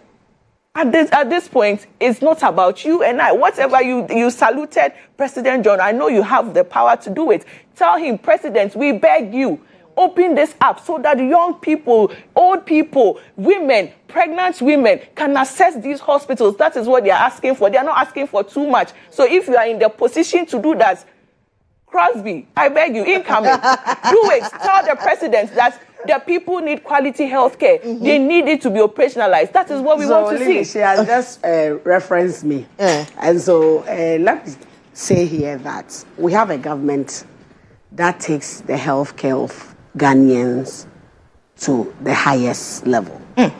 We have a government. Remember, this is a government that actually built the Legon Medical Center. UGMC. That's right. We have a government that built the Bank of Ghana Hospital. We have the government that initiated the Afari Military Hospital, the Fomina, and so many others. And so for us to sit here pointing figures and calling them, like I said, they didn't do it for nothing. They didn't even do it for political gain. They did it because they saw the gap and they felt that there was a need. Again, I want to put it across that this government we don't just get up and do things. They don't just want to build hospitals. They want to operate hospitals that actually work, that actually serve the intended purpose. So it's not just about, going out there and operationalizing it. They want to make sure that in terms of efficiency, it serves the people's interests. This is not a government that spends over $85 million into building some, what is the name? Pits. You understand? That has been left out there. That money could have easily been invested into Afari Military Hospital and been operationalized as we speak today. And so when you come and sit here and you are pointing fingers and you are calling, like I said, you are a Ghanaian. And so I appreciate the fact that you are concerned as a Ghanaian. But as a political person, I wish she had had the same conviction and the same passion to call the then government of 8 years under His Excellency Nana Addo Dankwa Akufo-Addo that, hey, Nane, the Ashanti people that have supported your party over the years, that you have abandoned and have forgotten, they have a military hospital that is pending. And so please, Nana, let's complete it. You didn't do that. Oh, I did it. You didn't do that. It's not like I never heard your voice. I didn't do it. No, it's not about my voice. Please. Today, if the government that initiated it have come into power, they have so many other areas that you so badly manage and that they want to make sure that they put things into order. Please allow them to work. These interferences, the noise making, holding press conferences unnecessarily, trying to draw attention onto yourself, it won't work. Because Ghanaians have gone past that level. I always say that if you look at the vote difference, clearly Ghanaians have absolute confidence in the current administration. And as we speak, they are delivering on their mandate. And so I am very proud. You see, when we talk of health services and what have you, I'm a former member of parliament. In my constituency, His Excellency left 3 chip compounds at various levels of completion. And Lily, trust me, within a period of 8 years, all those chip compounds, I'm speaking from my front place, so I assume that those projects were equally in other constituencies as well. So that, look, when people fall ill, we don't have to carry them to Okonfa-Anokye. We don't have to carry them to Kolebu. At least there will be a first point of call. All those projects were abandoned to their fate. It took me, as a member of parliament, in my own small way, to see to the completion of at least 3 of those chip compounds. The government never came in. Meanwhile, the initial onset of the program was a government project. So when we are talking about healthcare and a government that believes in protecting the health of Ghanaians, it is no other government than the NDC. And I think that they have shown in different faiths that they are committed to the well-being of Ghanaians. Again, she talked about the free primary healthcare. Absolutely fantastic program. I'm just coming from the northern region. And when I talk about recruitment, look, go for regular checkups. Go for regular checkup. At least when you know your situation, you can determine what kind of treatment that you need. Just yesterday, we are aware the president and his appointees donating their salaries and their allowances to the tune of about 6.1 million Ghana cedis to support the Mahama Care initiative. What a fantastic government. A government that believes in the healthcare of the people. A government that believes that when Ghanaians are healthy, their productivity grows. And so when we sit here trying to, I don't even know how to put it. You understand? Just trying to distract the progress that the government has made. But the big question is, when will it be operationalized? Because last year, I remember very well, God bless his soul, Dr. Mani Buama mentioned on the floor of Parliament that it was going to be operationalized in September. We even had the President of the Republic stated same, but still not been operationalized. How soon will it be operationalized? Are we looking at in the next 2 months, at the end of the year? How soon will it be operationalized? So information available to me indicates that we inherited contractual and some structural challenges. Okay. And so they need to do a proper assessment to make sure that this hospital, once it is open, it works. Okay. It's not later that I think we've had a situation where projects are just quickly open, and 1 minute it's working, the next minute they are flood, there are power fluctuations and things like that. They want to do proper assessment and make sure that the right thing is done. We want to deliver to the people of Ghana, and I think that is exactly what the ministry. So do we have timelines? The people of Ghana want to know timelines. For now, I wouldn't be able to speak on timelines. I'm trusting the Minister for Health to deliver on our mandates. That's all. Let's listen to Kennedy Ohene. Please, I wanted to Lily. Let me just. No, let me play. Let me play the video first. When then I'll give you opportunity. You know, I was the chairman for Defense and Interior. This hospital, NDC, it was started by President Kufuor. The locations and all those things, NDC came to start it whenever. When we came, I'm an MPP, but I have to tell you the truth. We're talking about Ghana and nobody. We didn't do anything. Read my lips. I'm telling you the gospel truth. I was the chairman for Defense and Interior. When we decided to go and inspect Afari, they stopped us. We didn't go. So I heard somebody talking 15 months. Has Afari Hospital been there for 15 months? We were there for 8 years. You didn't do it. Don't blink your eye. See, we are not doing politics. I'm speaking the truth. This is Ghana. Stop that. We will criticize NDC, we will criticize MPP. That's the only way to go. I was chairman. NDC started this. Why didn't you complete it? You were there for 8 years, you didn't complete it. When somebody comes for 15 months, then you have a problem. Please, give me a break. Ghana, we should love our nation and stop playing politics with everything and do the right thing for the country. And that is what I'm doing. You see, when I mentioned MPP, he was blinking his eye. Why do you want me to criticize NDC and leave MPP? When I know that both parties, they didn't do the right thing for the country. I will end here.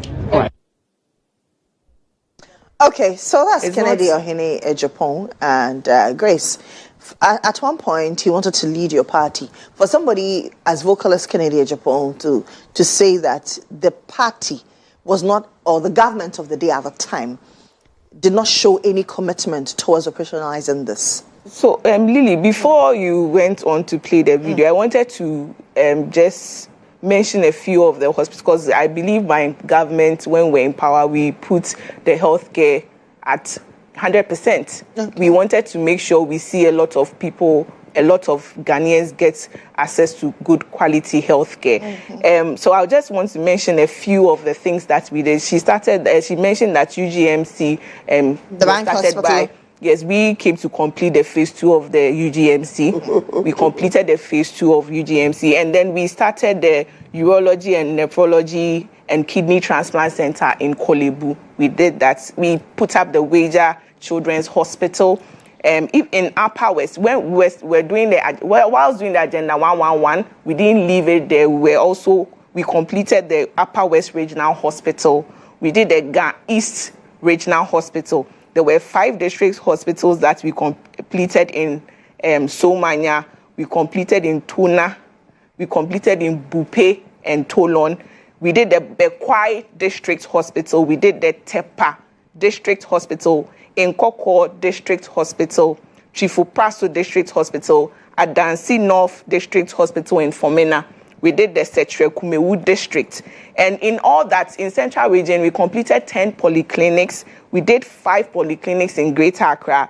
We completed 36. India, I think she's reading. I'm not reading. No, I'm not reading. I think she's you reading. can. Oh, see, she's reading. I'm not reading that. It's something that is. It's public knowledge. It's public knowledge. I'll tell you. Is it public knowledge? Is it public knowledge? Are you aware of it? Knowledge. Are you aware? Because you cannot just come here and drop this. Yes. Is it public knowledge? As she was mentioning, I was you checking. can Google this. This is public knowledge. I'm not reading. It's public information. I'm not reading. Please allow him. When you just recently, I mentioned wager. You can take you can drive to Kolebu and check out the urology what center that the kidney center that I mentioned. I don't have to come and sit here. Like you can drive there and see it. You can drive to Wager and check the Wager Children's Hospital. Even that one has been in the news recently. Exactly. People were saying they should also, there's something that is also going on. Open it and let the children have access because the only children's hospital we have is the one in Accra. And it is choked. The nurses and doctors are tired. Open the Wager Hospital for people to start using. Also, before I go off, we did the 37 residential accommodation unit for nurses and doctors in Takrady. So if you tell me this government, our government, the NPP government, did not do anything when it comes to our healthcare, then you are totally wrong because apart from the agenda 111 that I have not even mentioned, these were hospitals that were being done. I personally, she was saying I didn't talk. I personally, if you can check on my TikTok, there were places that we went to commission that I was part of them because I was on the campaign team when Dr. Mahmoud Baumia went to these hospitals to go and commission them. Apart from the Agenda 111, I've forgotten the names of these hospitals, but they come in red and different colors. There's different colors. I was there. I think I commissioned 3 of them. I took videos of them and posted it on my TikTok pages. Anybody can find it there. I do not have to. I have been. Please hold on. I have been to. It's because of what is. I have been to Agenda 111 hospitals that I personally took videos and pictures and posted on my social media because I used to do a lot of content on the campaign. So some of these things, when you sit down and say that they didn't do anything about it, then you are totally wrong. Apart from the Agenda 111, there were hospitals that we completed and are in use at this moment. So that's perception that she's trying to put out there that they did this, we as a government that cares, when we came and the UGMC was at phase 1, we completed the phase 2 for people to use. We did not say that it was done in the NDC era, so we are going to sit there and look at UGMC. We completed it, and you know it is there. So if anybody sits here to say that we did not do anything with regards to our healthcare, it is totally wrong. Okay. Really, I am very much aware of so many other health projects. Not to cut you, but the document she was sending, she sent to my producer with regards the video. To no, the I've only seen the document from the budget on the stage of the Afari military hospital, and then it states that the construction of the military hospital in Afari, Kumasi, is nearing completion with overwork done at 98%. So it was nearing 98%. So 97 there. 98. So yes, it's in between. No, so 97, 98. Those are. I mean, see, I've sent the video the point to we want your to producer. So we see some. I think it's not because it's a long video. WhatsApp can only take 3 minutes of the video, so that we can even see where some of these hospitals that I mentioned, some of the things that I said, I'm not lying. People will also see. Maybe somebody hasn't seen it. Okay, so if you sent it to my producer, as we are having the conversation, if you want to show all those, then I will also advise that you start showing the UGM. You have to start showing the bank hospital and other, even the Afari. No, the other hospital. If you want to start showing projects, but that's for the UGMC. Everybody, I didn't go there. If you want to show the projects that they completed, then can you go into the archives of the NPO? I'm not talking about projects that started. Ladies, hold on. We agree that when you play Kennedy, you play trading. We didn't agree on anything. Let's agree on anything. Grace and Betty, let's not talk over each other. I'm saying that she's talking about the Afari, the videos that were circulated. So it's Afari. That's one of contention here. It's Afari. Yes, that's what she said. She sent to my producer. So once the videos are in, my producer will show them. So please make your point. My point is that whilst they were in government, there were so many other health facilities that were initiated by the then NDC. You understand? That they completely abandoned. I remember again visiting the Ebitifi clinic that was also the hospital that was also initiated. Until date, we don't even hear about the Ebitifi hospital. And the Fomena, she's talking about a community around Fomena that they completed the hospital. So what happened to the Fomena hospital that was almost about 80-something% completed? You understand? So when we are talking about work that was really done, you can't just go and pick one cheap compound somewhere. Cheap compound? They are district hospitals. They are not cheap. To the district hospitals, not cheap they are not specialist. So she says they are district hospitals and not chips compounds. For the record, they are not chips compounds. People of Ghana about. All that I'm saying is that the government then, the NDC now, is committed when it comes to providing quality healthcare to the people of Ghana. And that is the emphasis I want to make here. We don't just want to build hospitals or open hospitals. We want to build and open hospitals that actually serve a purpose.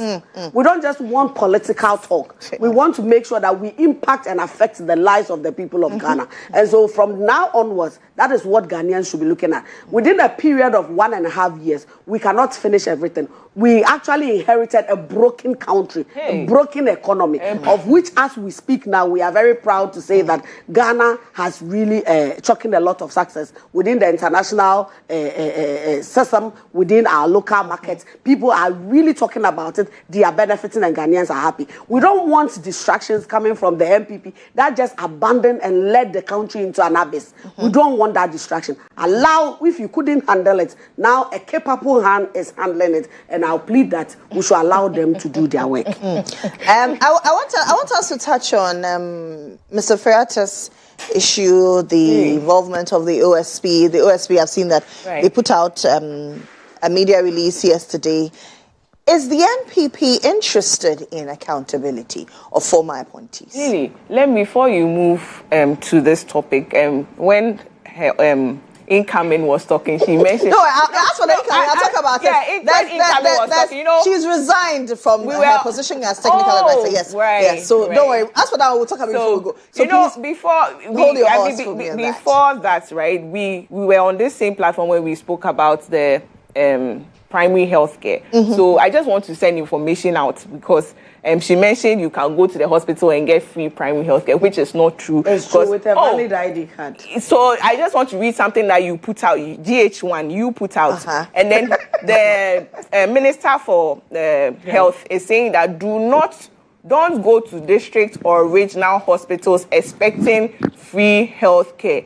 It's currently limited to cheap compounds and polyclinics. So please, if you are listening to me, don't go to all the district, don't go to any hospital. So go to the polyclinics in your communities. When she was saying, she said that you should go to the hospitals, please.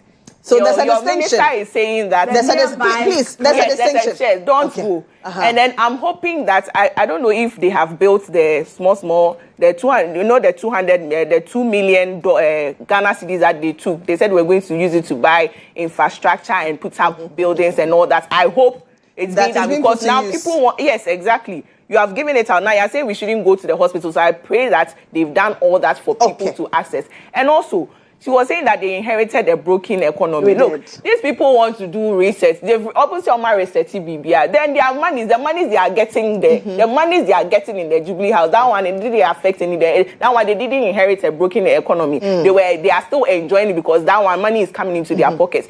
You inherited a broken economy, but you are able to sell gold and Grace, get money from there. Which broken economy are you talking about? We're not discussing the economy now. No, but I want, because you mentioned it, I wanted to say something on that. Okay, thank you. Now we can move on. Now, I asked the question earlier on whether or not the NPP is interested in former appointees being accountable to the state. I asked this on the back of Ken Oforiatta, who's now been granted a permanent residency in the United States, and we know the ongoing issues, especially with the OSP, and whether or not he would come to the country to answer questions on the minds of not just the OSP, not just on the media's minds, but on the average Ghanaian's mind. If you ask me, this question is a bit, if we are not interested, we are really, we are very, very interested. Why are we not interested? Because you seem to be interested in the case of somebody like Chairman Woon to me. You rally support behind him. No. Last time I was on one of the platforms and they were talking about we coming out to rally behind our members, that we are making noise and all that. Look, there's a system, right, that if you arrest someone, you're supposed to keep that person in custody for how many hours? Like 48 hours, maximum of 48 hours. So I made a comparison that if you are keeping the person in there for more than somebody who has been kept in there for 48 hours and left to go home, done all the necessary whatever that the person needs to do, and the person goes home, nobody will come out and make noise. But if you take somebody in and keeps the person in for a long time and restricts people from seeing them, that is when somebody will also say that, oh, this person is not being treated well, so let's go out and then fight or rally behind the person. It only happens when people are not treated well. It is not like because Woon to me we are rallying. It's because of the process they took him through, even with his I've forgotten the name, but the conditions they gave him for him to be the bail conditions. Thank you, that's the word. The bail conditions, it was outrageous, and we knew that was not how things were supposed to play. So if you treat people unfairly, there is no way his supporters, or his family, his friends will sit back and say. Hold on. If you say, don't worry, I'll give you. If you say. You know how things are supposed to be. It lies in the bosom of the judge. But I was talking about, you mentioned how we come out to, I'm sure the NDC also came out to rally behind their people when they felt they were not being treated well. If the normal thing is done, I don't think anybody will come out and rally behind anyone. If you have been arrested and within 48 hours you've gone through all the processes and you've been released to your family, who will come out and protest? Nobody. But if you take the person through a system where you know it is not right, that is when the family will protest, because I'm sure the wife will reach out to someone, his children will reach out to someone. Is Kodjo trying to evade accountability? So he's a member of the NPP. He's not trying I'm asking. See, I don't believe in him trying to evade what we call accountability. We were in this country where they started the Sedinam Tamaklo case, and now she is in the country. They started the trial when she was in the country, and she left to go and take care of her health in the United States and never returned. But the case still continued. They continued the case till she was proven guilty and was sentenced to 10 years in imprisonment, and she was not coming to serve. So what did they do? They linked up with the United States. Because we have an extradition treaty. Exactly.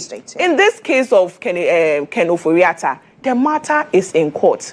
You do not need the person here to continue the case. From what I have seen, from what I have mentioned, Sedinam Tamaklo's case went Sedina. Her name is Sedina. Okay, I keep saying Sedinam. I see a lot of people writing Sedinam and Sedina. Right. Her name is Sedina. Sedina was not in this country, but the process went on. Her lawyers were there to represent her, and then she was convicted 10 years to come and serve. She was not ready, so they brought her back. So if at this point, Ofori-Atta has not been, convicted. He hasn't. Yes, you have your fine. You said you have proof of whatever. So the matter is in court. He has representatives in the court. So go through the process. If he's found guilty, the same way the United States supported the country to bring back Sedina Tamaklo, they will use that same process to bring him back. So if you tell me that he is trying to evade, he's not evading anything. You have your proof. You have his representatives. Go through the process. If he's convicted and he's sentenced, I'm definitely sure that they will get him back here to come and serve. And he also went there because of his health. Yeah. Why is it different? Why is it different when it comes to Sedina Tamaklo, and it should be different when it comes to Ken Ofori-Atta? It shouldn't be different. Okay. So let him go through the process. When he's found guilty, I am definitely sure that he would come back to serve his term. But you haven't proven anything, and you want him to leave whatever he's doing there to come. And one more thing. They believed when the American people brought Sedina Tamaklo, you do not believe that American people will give him what? The Americans will give him... will bring him back. No, give him a stay. Oh, okay. Why is it that you don't believe in you believe that, yes, they did the right thing by bringing this person back? Like, America is so clean, it's so good that, yes, they are right when they bring this person back. But you don't think it is right that they give him, because they don't see anything wrong with what he has done. Okay. Prove him guilty and bring it. They will help you to bring him back. Okay. what is good for the goose is equally good for the gander. Sure. And what I want to say with regards to Honorable Kedoforiata, clearly, is that we have read the statement by his lawyers that he has been granted some permanent stay in the U.S. Yeah. And the information reaching me is very clear. The OSP has not laid any charges against Oforiata in the Court of Immigration. We are not dealing with the Court of Immigration. Oforiata remains a Ghanaian. And currently he's facing about 78 related corruption charges. And so currently I think the OSP has written or submitted to the extradition court in the U.S. And that is where they are currently dealing with. We are hoping and waiting to hear that he's brought to the country to come and face the charges that have been labeled against him. He's not above the law.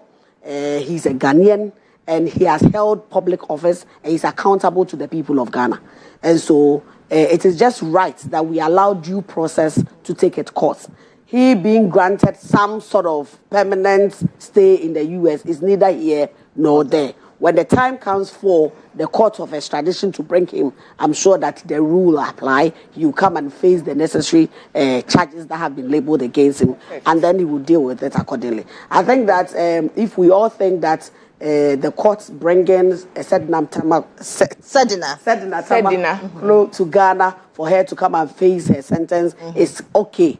And some people or some friends within the other political party are jubilating over it. Then the same thing applies to any government or public officer who has held and, operationalized the resources of this country. And Ken Oforiata is no exception to that case. So I believe that the rule of law is in progress, and when the time comes, you come and face the charges as it should be. You have resigned as technical advisor because you're going to contest as the National Women's Organizer.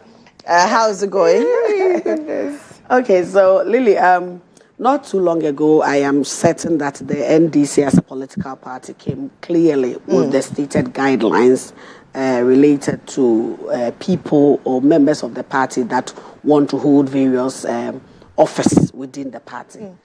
And in one of the conditions, it was very clear that people holding various specific offices will have to put down their officers in order to qualify to contest.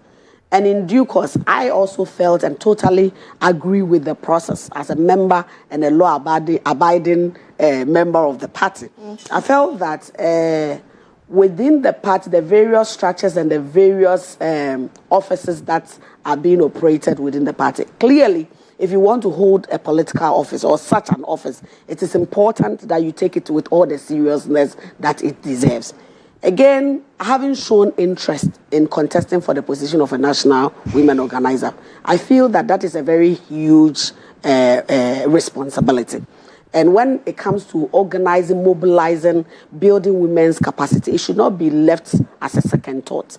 And so even currently, going around meeting women, doing recreation, I feel that the volume of work is just too much. If you want to focus on women development, if you want to focus on empowering women, if you want to focus on really mobilization, then I think that it should come as a whole responsibility without other officers interfering with the responsibility that you have assigned yourself to. So I have gathered a lot of rich experiences being a technical advisor to the Minister for Sports and being the national coordinator for National Recreation and Wellness Program. I feel that I am well resourced in terms of experience, in terms of knowledge, and I'm prepared to take or to move to the next level. And so it's just right that I abide by the rules and regulations of the party before I go out there to indicate my interest. Okay. It's just right. We wish you all the best. Thank you very much.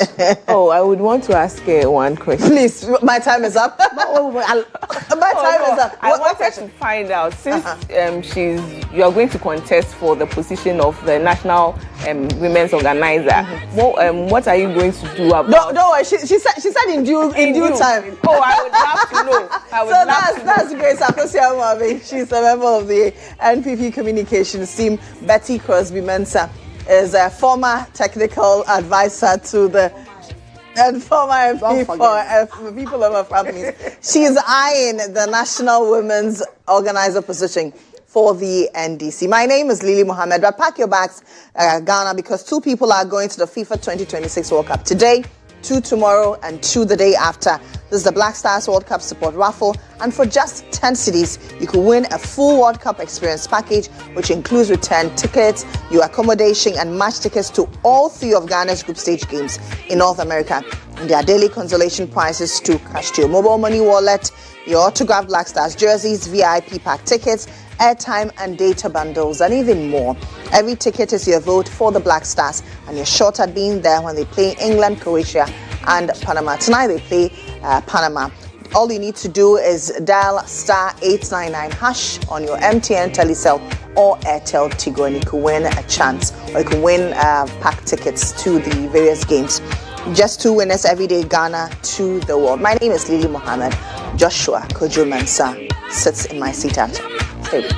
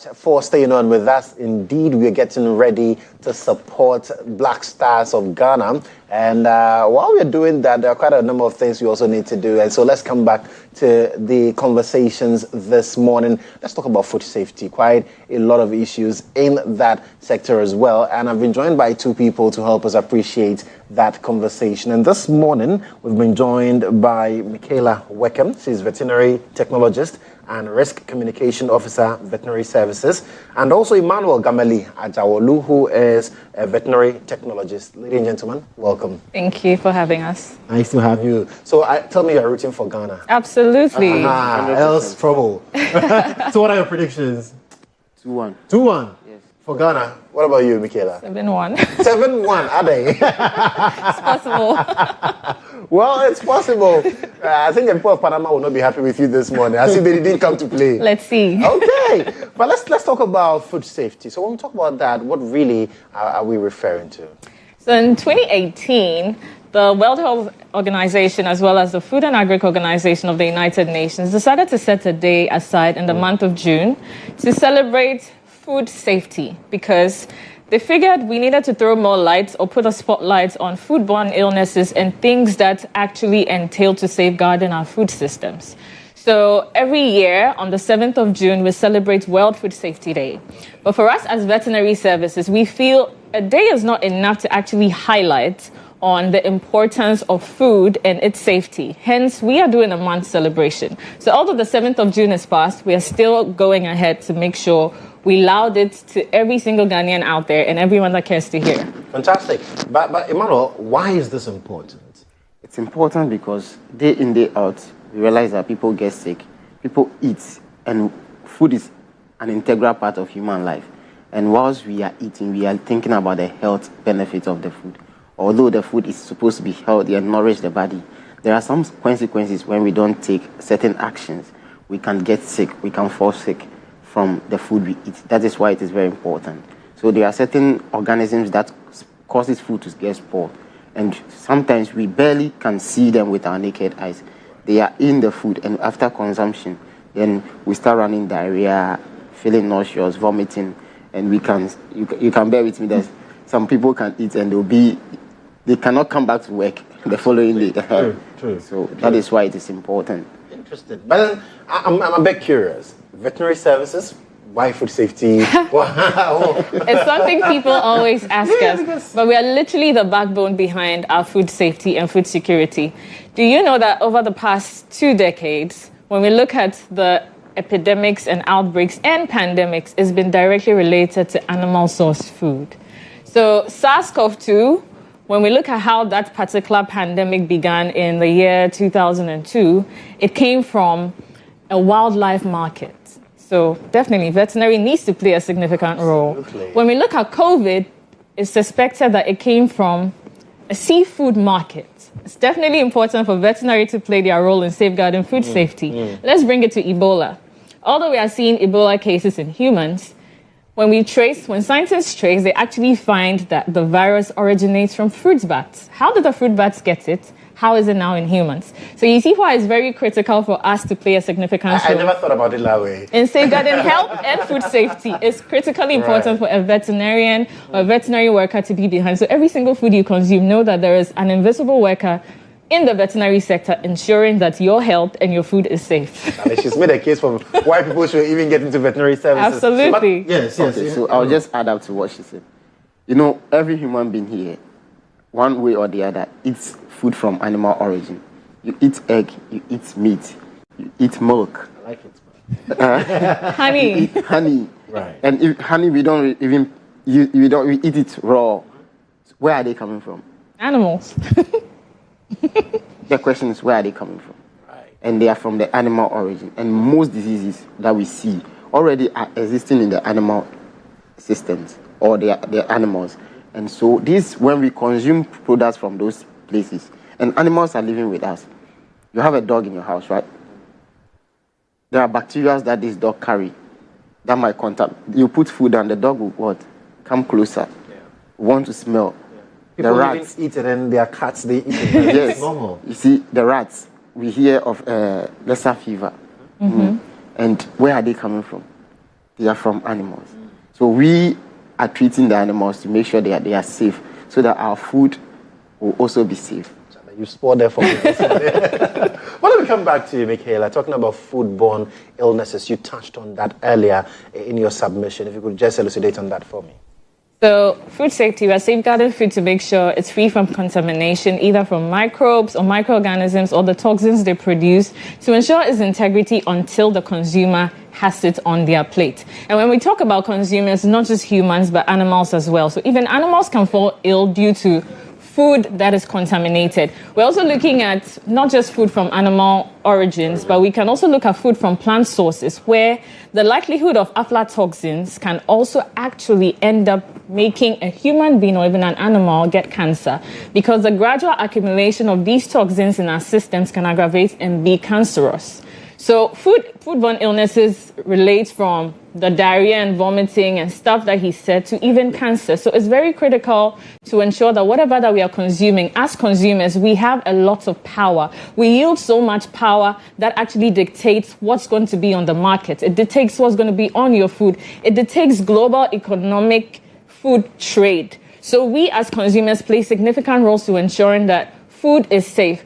But all the time when we talk about foodborne illnesses, we also leave out allergens, which is also critical because it can be life-threatening and even can be a cause of death. Right. And symptoms can begin from seconds to minutes to hours. And most of us think it's not important to state key ingredients in our food, especially for processed food products. But it's very critical so that somebody that has an allergic reaction to something in there would stay away. When we go to the restaurants, we need to inform them that I'm allergic to this. Please do not include this. Like, we need to be conscious of our food because food is everything. I mean, it's because of food we ended up in a pandemic. And when we ended up in a pandemic, food wasn't coming to us. Food was stored in places that couldn't get to the receivers or the end users, and they ended up being spoiled. How are we safeguarding our global food chain? It's very important to keep it away from foodborne illnesses. Interesting. Diseases. And talking about the theme, what theme are we looking at for this year? This year's theme, we say it goes burden to solution. Food, safe food everywhere. And burden to solution, what we are talking about is we are looking at the problems involved in the food chain and also data that people have accumulated over the years that are showing us that, there is problem within our food value chain. Right. So what solutions can we put in place using the burdens or the problems we've seen or the data that we've seen in the food value chain into solutions? So such like, you see, we package, now we have a lot of shito, like first you will not get shito packaged in there. Yeah, now it's in sachet. It's in sachet. Yeah. Easy to get. So the problem, everybody wants to carry shito along, maybe when they are traveling. You are going to school, you want. But after a while, it gets spoiled when it's in a container. Now, it's a problem. And what the solution we've got now is what? If it's sealed, you just need one, you pick one. That is a big solution. No dry your spoon. No cleaning of the spoon before you use it. So that is one way we can. So we are looking at the problems, the burdens that are within the food safety, food value chain. That can be solved using solutions. Right. And how are we doing as a country when it comes to food safety? We are doing well. So currently, I would say that within the country, food safety is not just one organization's business. It's a whole, I would say we have a whole community of stakeholders, key players that play a vital role. We have the FDA playing a vital role. We have Ghana Standard Authority. We have the veterinary services. We have a lot of us. And with Ghana, we have a food safety policy. And that safeguards us how we should process our food, how we should handle our food, how we should even communicate to people on the safety of food that we consume. Absolutely. Well, quite interesting. And we know the role that the veterinary services play when it comes to this. And in fact, you've really blown my mind. I never thought about it. I always think of myself as a smart guy, but I never drew the line between the services that you render, the veterinary services, and then our food safety. But then let's take a final word this morning. Michaela? I'll just add a little from what he said. So as Ghana, how are we doing? So as veterinary services, we ensure that all imported animal food products or live animals are checked. We check for permits to ensure that these animals are being moved from countries that do not have diseases that we are introducing into our system. And then we check the food products, the animal food products that come through. We do diagnostics to ensure that it's safe before it's released onto the market. At the farm level too, we ensure that from farm live bird markets, we are doing surveillance. And the data that he mentioned from burdens to solution, even today, we are going to a live bird market, which we have conducted surveillance for over the past 5 years. We're going to present to them that when we came to their markets to sample their birds, these are the findings that we got. Right. And based on the findings, we are proposing that they do things a different way to ensure that everyone is safeguarded. So to everyone out there, hand hygiene is very, very important to limiting food safety.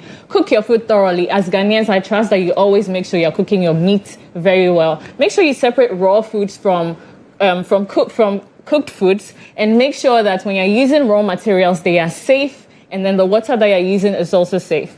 Be safe, because food safety is everyone's business. Food safety is everyone's business. Let me give you the final one on this. So my final say is, food safety is not one man's business. It's from the farm to the fork. And when we say farm to fork, during the value chain, chain from where the food is processed to when it gets to your table, everyone has a role to play in food safety, and we all have to put on our best. As consumers, we should be very key in what we eat. What is the final thing we are eating? Right. There are some even products that they are supposed to be standards to how they label their products, but you realize that even the expiry date, we can't even see. Right.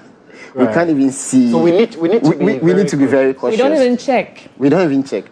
We need to be very cautious. And even some companies intentionally will, they will put the expiry date, but you cannot even see what they are, whether it's clean or it's not clean. Absolutely. So as consumers, I'll beg to us that we should be very cautious and we should pay attention to whatever that we eat for us to be safe. Food safety is everyone's business. It's my business, it is your business. And when we make sure that we put the shoulders to the wheel, we'll be able to achieve that. But thank you so much for coming. Michaela Wickham, veterinary technologist and risk communication officer, veterinary services, and Emmanuel Gameli Ajawolu, who is a veterinary technologist as well. We'll be right back after this.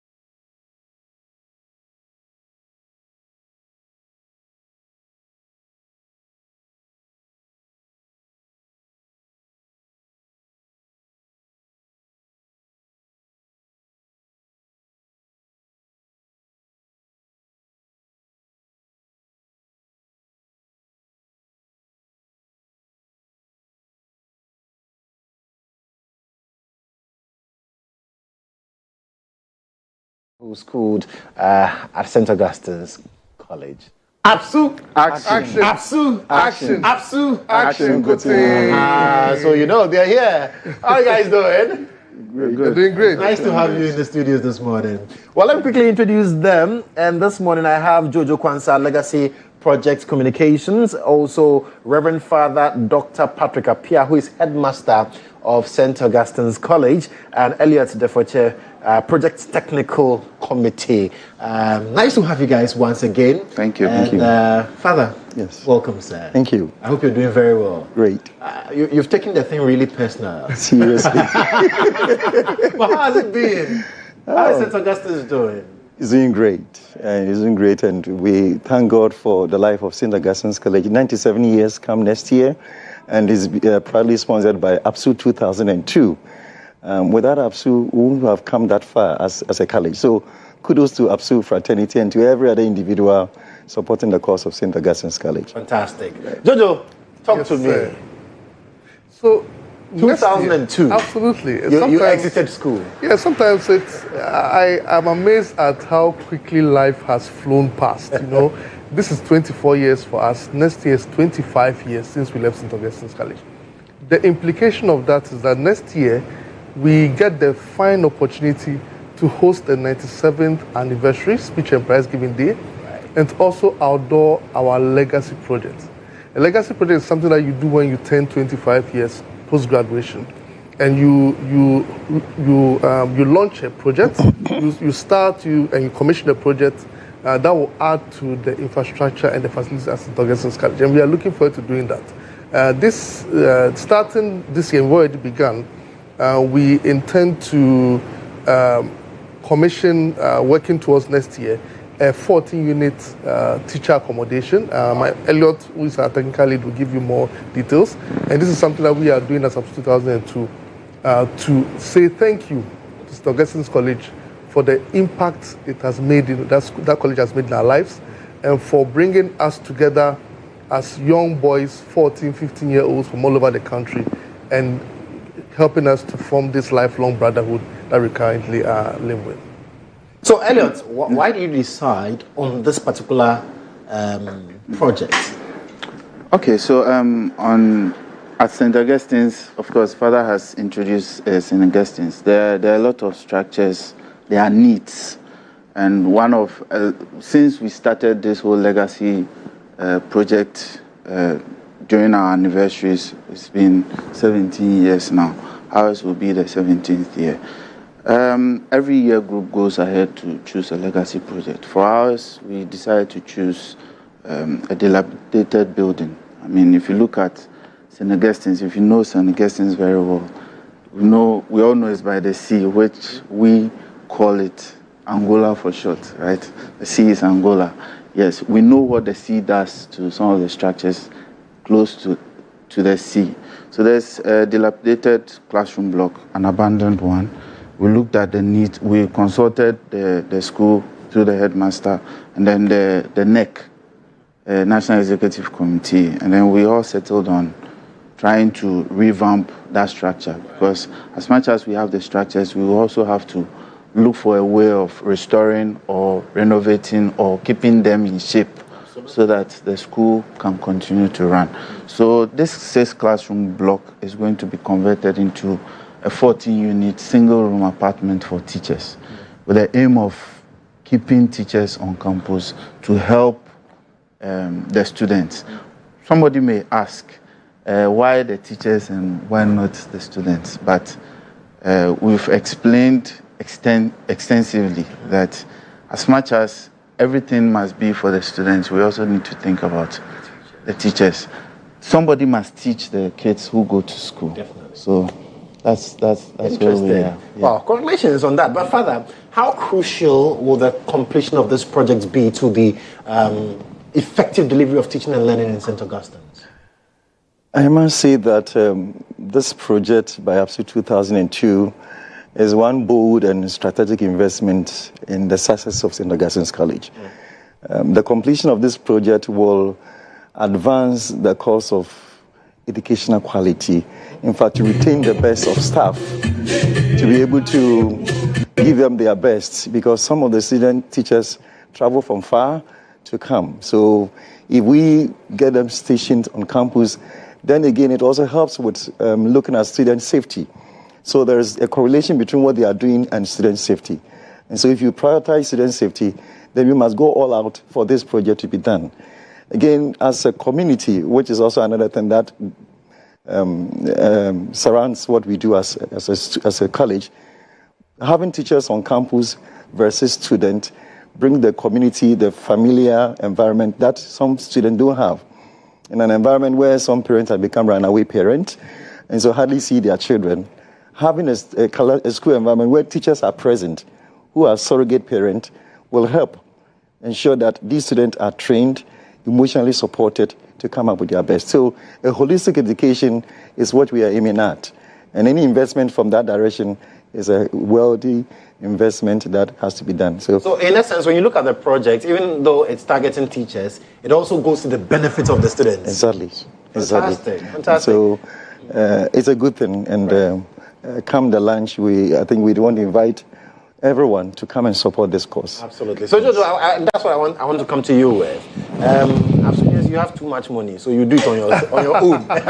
All right. So before I go to doing it now, let me talk about what's happening this Friday. So this Friday on the 19th of June at the Movenpick Ambassador Hotel in the ballroom, we are launching officially the 97th anniversary celebration and the start of the Legacy Project. Wow. So as ABSU 2002, we've levied every member, right? We are sacrificially contributing to this. We want to make this happen, but we think this is a fine opportunity for people outside of ABSU and ABSU 2002 to also contribute to improving education outcomes in Ghana.